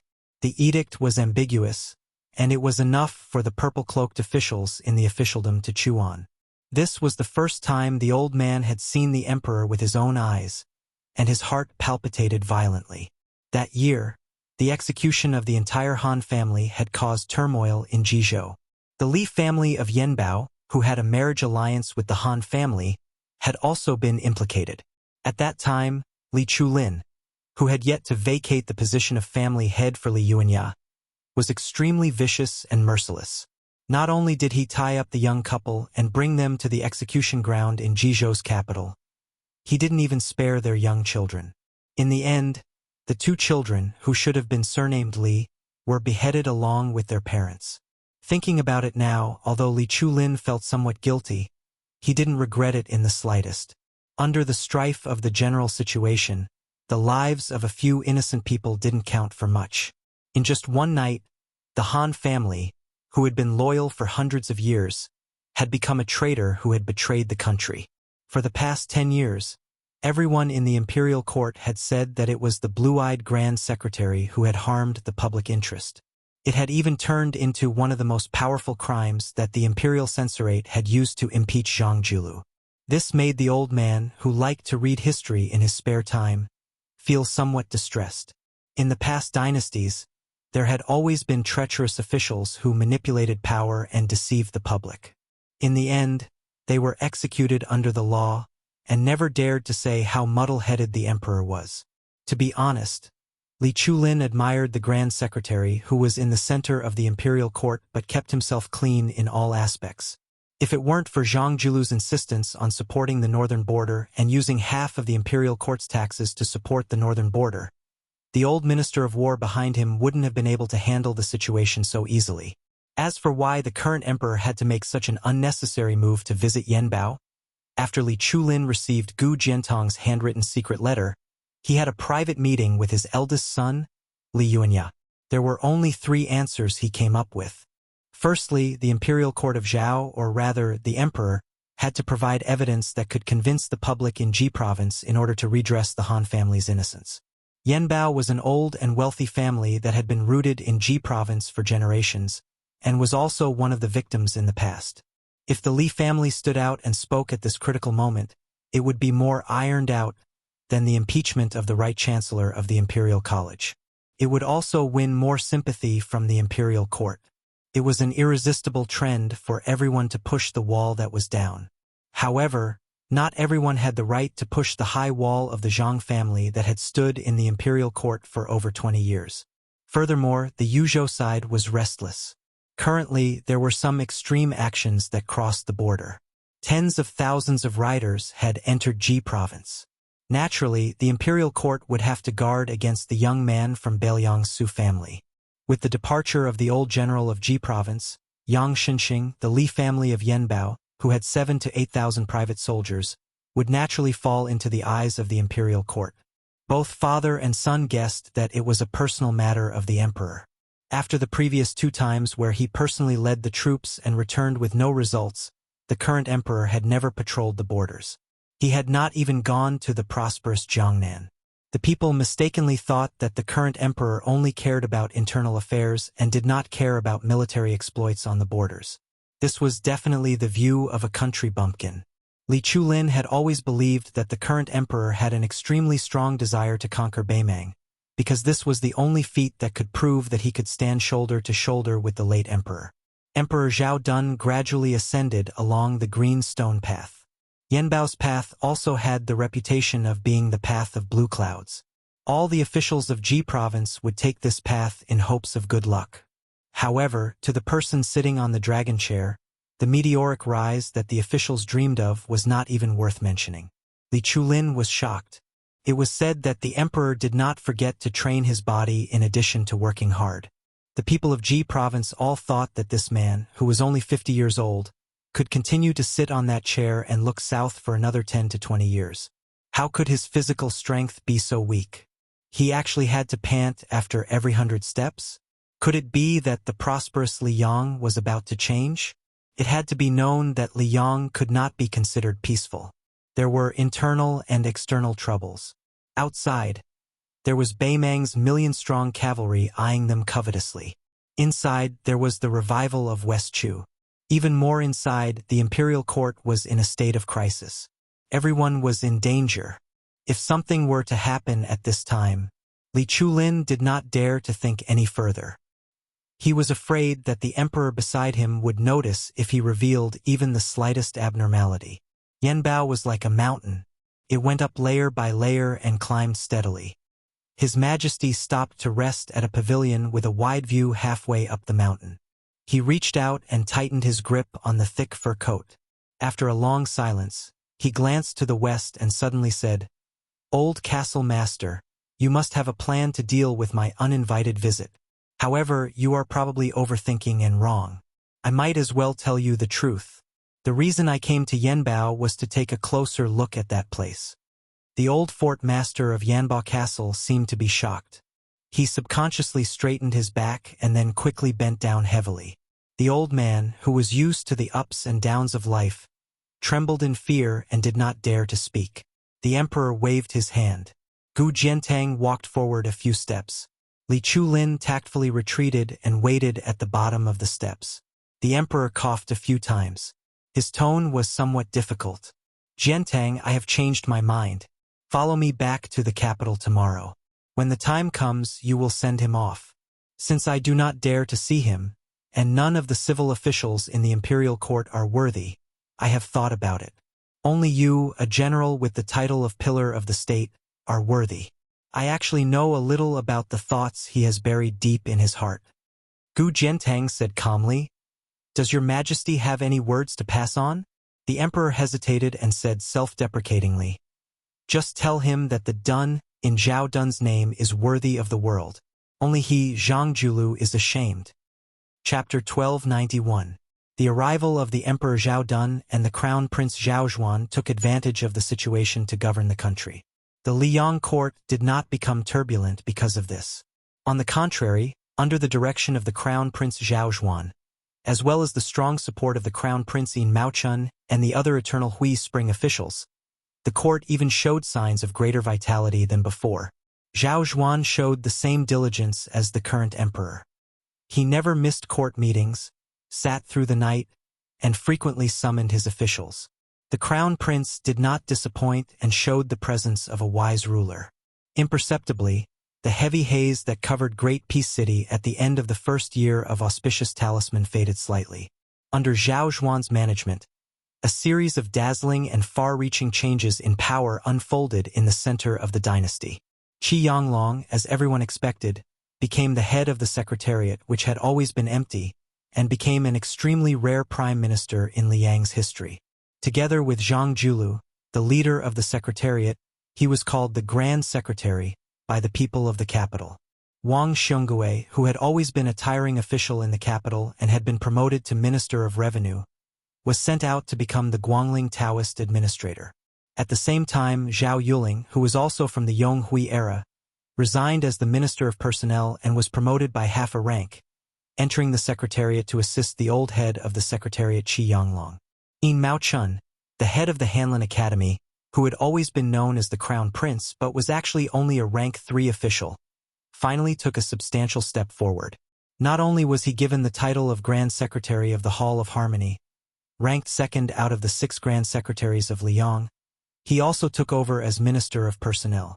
With the Beijing investigation and local reviews as a foundation, the Liang court was not surprised by this move. Bai Guo, the Minister of Rights, filled the vacancy left by Wang Xionggui's departure, moving from the Ministry of Rights to the Ministry of Revenue. Although their ranks were the same, one was the Minister of Rights of the Yamen, and the other was the Ministry of Revenue that was in charge of land taxes. Everyone could see that Bai Guo had also stepped onto a new level and did not fall too far behind Zhao Yuling and Yin Maochun. As for the Right Chancellor of the Imperial College, Jin Lanting, who had a public conflict with Yao Baifeng, he became the luckiest person in the Liang dynasty in the past 5 years. After the left assistant minister of the Ministry of Rights was promoted to Minister, Jin Lanting, who had been on the cusp of Great Peace City for the past few years, once again gave everyone a huge surprise. He was promoted to secondary grade 2 left assistant minister of the Ministry of Rights. The left chancellor, Yao Baifeng, who was supposed to be in charge of the Ministry of Rights, became the unexpected person. The commander at the front, Lu Shengxiang, who did not know how to use troops and caused problems in the rebellion, was promoted instead of being demoted. Although he resigned from his position as the left assistant minister of the Ministry of War, he was promoted instead. Although he resigned from his position as the left assistant minister of the Ministry of War, he received the title of primary grade 2 general. The Dragon General, Su Gong, who was seen as having the potential to lead troops down south, was not only unable to replace Lu Shengxiang, who was widely acknowledged to be mediocre, but this pillar of the Su family was instead hidden as the left assistant minister of the Ministry of War. After taking the position, it was rumored that he was going to be chased out of Great Peace City to patrol the northern border. It was hard to imagine that such a grand storm had nothing to do with that purple-bearded, blue-eyed man from beginning to end. Last year, during the inspection, Zhao Yuling and Yin Maochun submitted to the emperor matters regarding the promotion and reprimand of the 1800 officials in the capital. This year was the external inspection, which was also the year of the local evaluation. After Yin Maochun returned to the capital a while ago, he quickly ran into the emperor on his border patrol. Thus, under an imperial edict from Liaoxi to the capital, the details of the local evaluation were sent to the crown prince. Zhao Zhuan was given full authority over this matter. After the morning court session, the crown prince had Song Tonglu, head of the ceremony directorate, pass on a message to all of the grand secretaries of the palace, the big shots of the 2 provinces under the Hall of Secretaries, the assistant ministers of the 6 ministries, and a number of dukes and marquises surnamed Zhao to participate in this impromptu afternoon court session, which could be considered a common occurrence in Liang Imperial Court.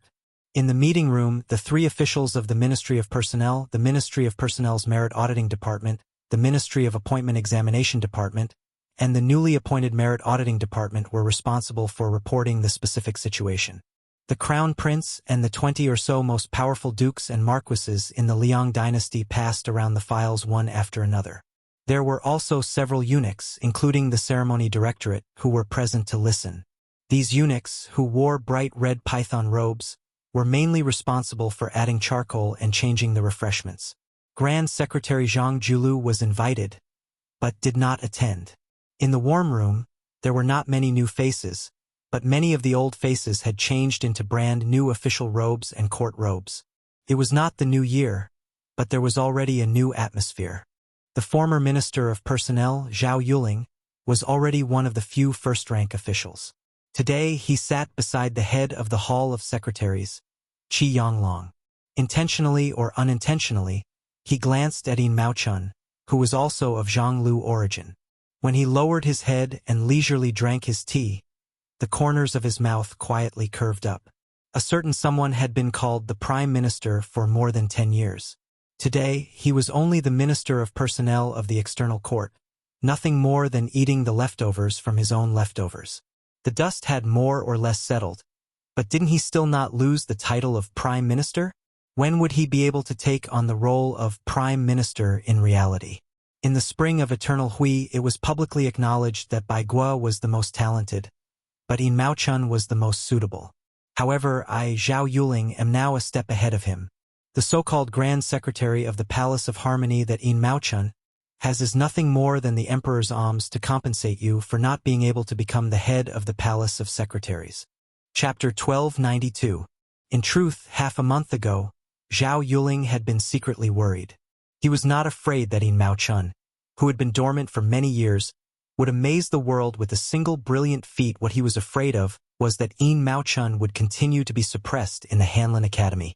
This meant that once someone completely fell from power, Yin Maochun would be destined to be the one with the greatest benefits.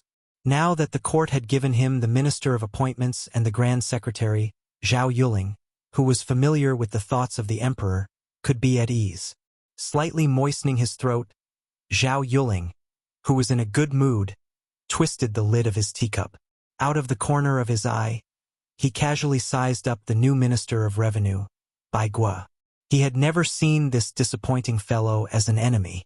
Even though Bai Guo had a good reputation in the court, once one had climbed to their level, they only paid attention to 4 words: simplicity in the heart of the Emperor.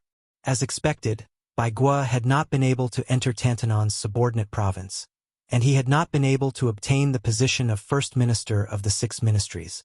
In the end, in this room, the most disappointed person was Yin Maochun. The second most disappointed person was our new Minister of Revenue. However, in Zhao Yuling's view, Bai Guo, who did not have much of a foundation, should be satisfied to be able to obtain the position of Minister of Revenue.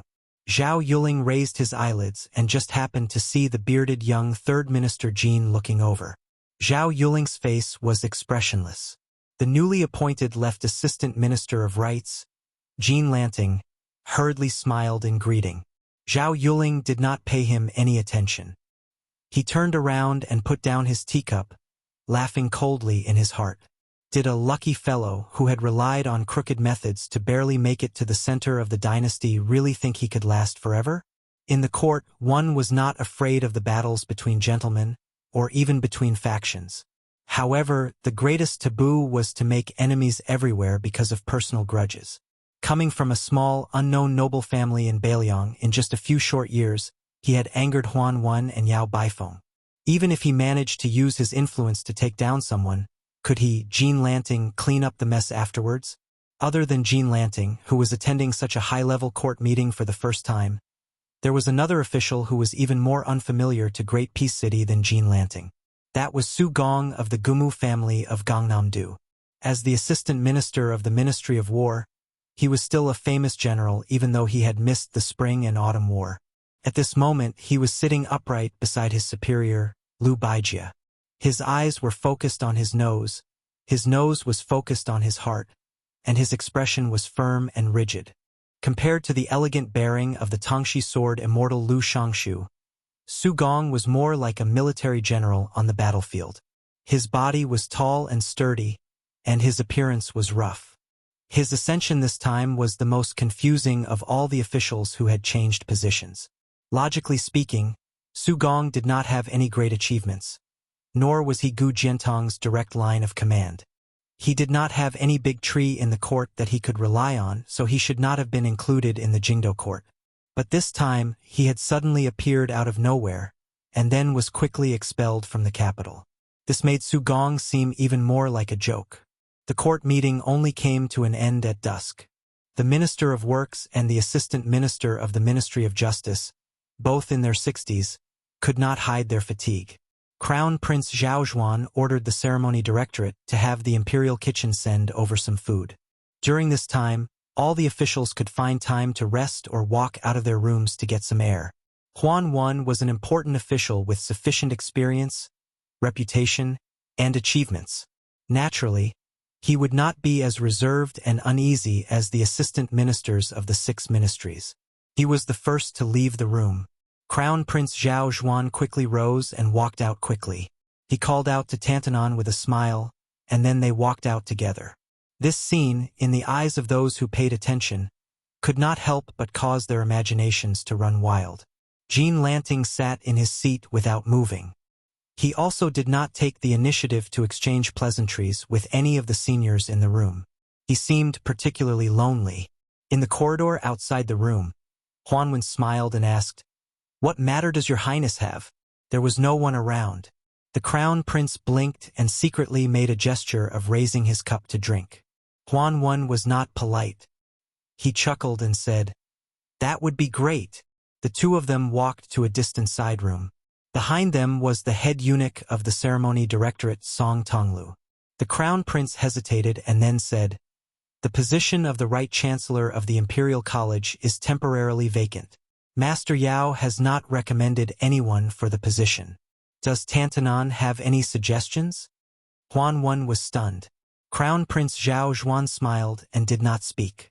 Huanwen also smiled and did not hesitate. He said straightforwardly, "There is no candidate for the right chancellor of the Imperial College.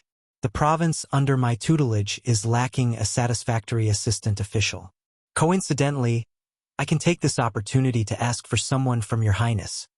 Zhao Zhuan furrowed his brows and asked quietly, "Could it be?" Although the crown prince did not say a name, Tantanan had already nodded. Both sides were well aware. It was Chun Xiaobao, Chun Wang of the Diligent Department. He was born a poor scholar and had achieved jinshi. He did not make it into the top 3, but he was barely qualified to enter the Hanlin Academy and become a noble servant. He then served as the personal attendant of the Son of Heaven. Later, he was briefly a lecturer in the Eastern Palace and a doctor in the Meritorious Service Department. Noble was noble, but his official position was not high. Junior Guardian could only be considered a title bestowed by the Son of Heaven. But if Chun Wang could go to the Menxia province and become Huanwen's right-hand man, then it would not make sense if he did not have a high third-rank official. It was even possible for him to be a second-rank official. In this way, the popular Jean Lanting in Great Peace City would pale in comparison. Huanwen suddenly slapped his head and said, "The candidate for the right chancellor of the Imperial College, I have thought of a very unsuitable candidate." The crown prince couldn't help but smile. He said helplessly, "Tantanan, your words?" Huanwen laughed loudly and didn't say anything else. But once again, both sides were well aware that the two official positions had been decided before the wine was even drunk. One was Chun Wang going to the Menxia province. The other was Sun Yin going to the Imperial College. They both seemed to come from Beiliang. Chapter 1293. In the past, the Liang dynasty, which had been belittled as the Northern Barbarians, was not like West Chu, which had flourished in its literary style. It had never had the position of Grand Tutor or Grand Tutor. After unifying the Central Plains, it was still like this. Furthermore, to prevent the officials from monopolizing power, even the two provinces under the Hall of Secretaries were empty. Until recently, Huanwen and Qi Yonglong broke the old rule. The Diligent Room was the study place for the sons and grandsons of the emperor and the sons and grandsons of the emperor and the marquis. The teachers who gave lectures here were all virtuous scholars with both ability and political integrity. It's just that their official rank was not high, so much so that some of the famous scholars who were of the same rank were barely qualified. Even the head of the Diligent Room, Chun Wang, only had the title of junior protector above his head. His actual salary was even lower than that of a normal servant of the Hanlin Academy. Thus, when Chun Wang appeared out of nowhere and took over the position of junior protector of the Diligent Room, Tian City only thought that a little prime minister second to Yin Maochun had appeared. He would have to train step by step for a decade or two before he could truly enter the center of power. However, a rumbling rumor quickly spread. Not only did this person have to immediately rush to the Menxia province to take up an important position, he might even steal food from the tiger's mouth from Yin Maochun, who had controlled the Hanlin Academy for decades. As if to prove this rumor that came from an unknown mansion in the capital, Tantanan and the Imperial College's left chancellor, Yao Baifeng, visited Chen Xiaobao together. It was said that they had a good chat and became friends despite the difference in age. Looking back at Third Minister Jin, compared to the previously unknown Chen Wang, although he was riding on the crest of success, He had never received such special treatment among the top officials of the dynasty. From this, it could be seen that Chun Wang's ability to raise Wang was far more natural and smooth than Jean Lanting. In a moment, Wang County Street in Tai and city was filled with nobles and relatives of the emperor. This originally inconspicuous little county manor was suddenly filled with people and carriages. The grandfather of Chun Wang's wife was not from the legitimate line of the previous emperor. He was a lowly person and his words carried little weight. However, during the Spring and Autumn War, he stood firmly behind the previous emperor and waved the flag and shouted for him. The eldest son of the first wife could inherit the title of Commandery Prince of Chai. Chun Wang's wife, as the daughter of the Commandery Prince of Chai, should have been demoted to a county princess. However, the emperor remembered the loyalty of the 2 generations of Chai Commandery princes and made an exception and arranged for her to marry Chun Wang. Now, it was not only Chun Wang, but the Commandery Prince of Chai Commandery Prince's skills of Chai Commandery Prince. Chun Wang and the Commandery Princess had already moved out of the prince's mansion. Their new mansion was not far from each other. If his wife wanted to go back to her parents' home, it would only take the time to drink a cup of tea. At first, Prince Chai was afraid that his daughter's frequent visits would make Chun Wang unhappy. However, as time went by, he discovered that his virtuous son-in-law's breadth of mind was indeed extraordinary.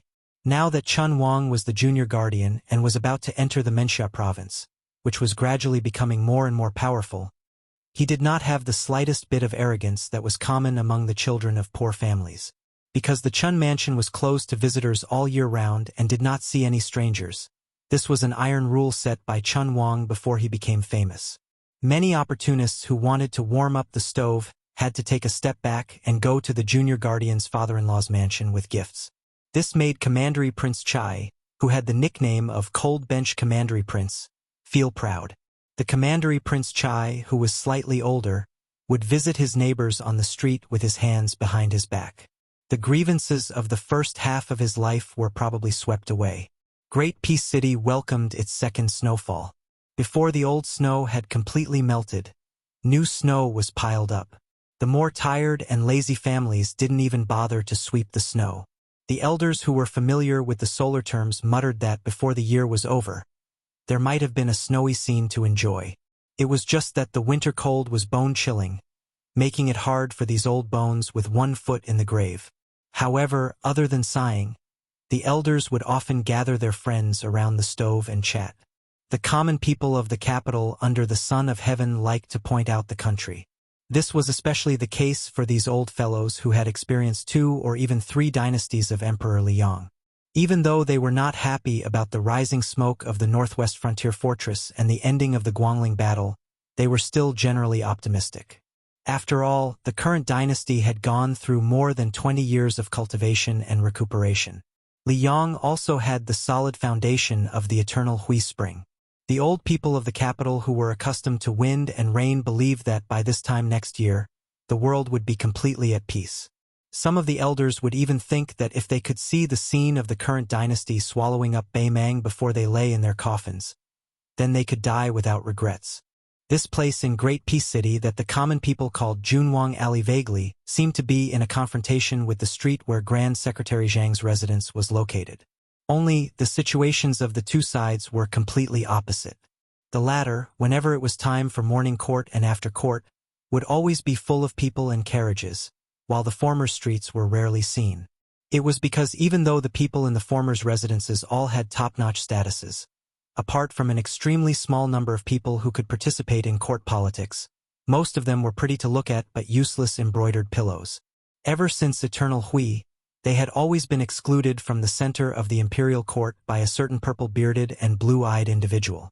As a result, when they made that trip back and forth every morning and evening, they could only be pushed out as decorations during the few imperial court ceremonies that could be counted on one's fingers. The latter streets were incomparably noisy, everyone dressed in purple-scarlet official robes. However, ever since autumn of the first year of Xiangfu, the carriages in the always lifeless Junwang Alley gradually became more frequent. This place that was originally used to standing on its own mountain began to accept many new faces. Under the twilight, the young master of the Chun Manor that was previously considered to be at the bottom of Junwang Alley, took the initiative to bring an unfamiliar guest home. The manor's gatekeeper was an elder who had served the old Junwang Manor for generations. But he still couldn't recognize who this middle-aged man who was still dressed in court clothes was, to actually be able to make the master treat him so seriously. Looking at that person's official patch, it was clearly a brocade-embroidered third-grade peacock. The elder believed his eyesight was still quite sharp. Whether or not he was an aristocratic family's descendant, the old gatekeeper had confidence that he would be able to recognize him with a single glance. He carefully sized up this fella who crossed the threshold with his master, always feeling like this person's aura was a bit contradictory. He was clearly a civil official, yet he seemed like a military general who had just walked out of the battlefield. Yet he also didn't seem like those crude people who often entered and left the Ministry of War's Gu hut and made a fool of themselves. The number of servants in the manor was just enough to ensure that the 4 courtyards of the manor could operate without hindrance.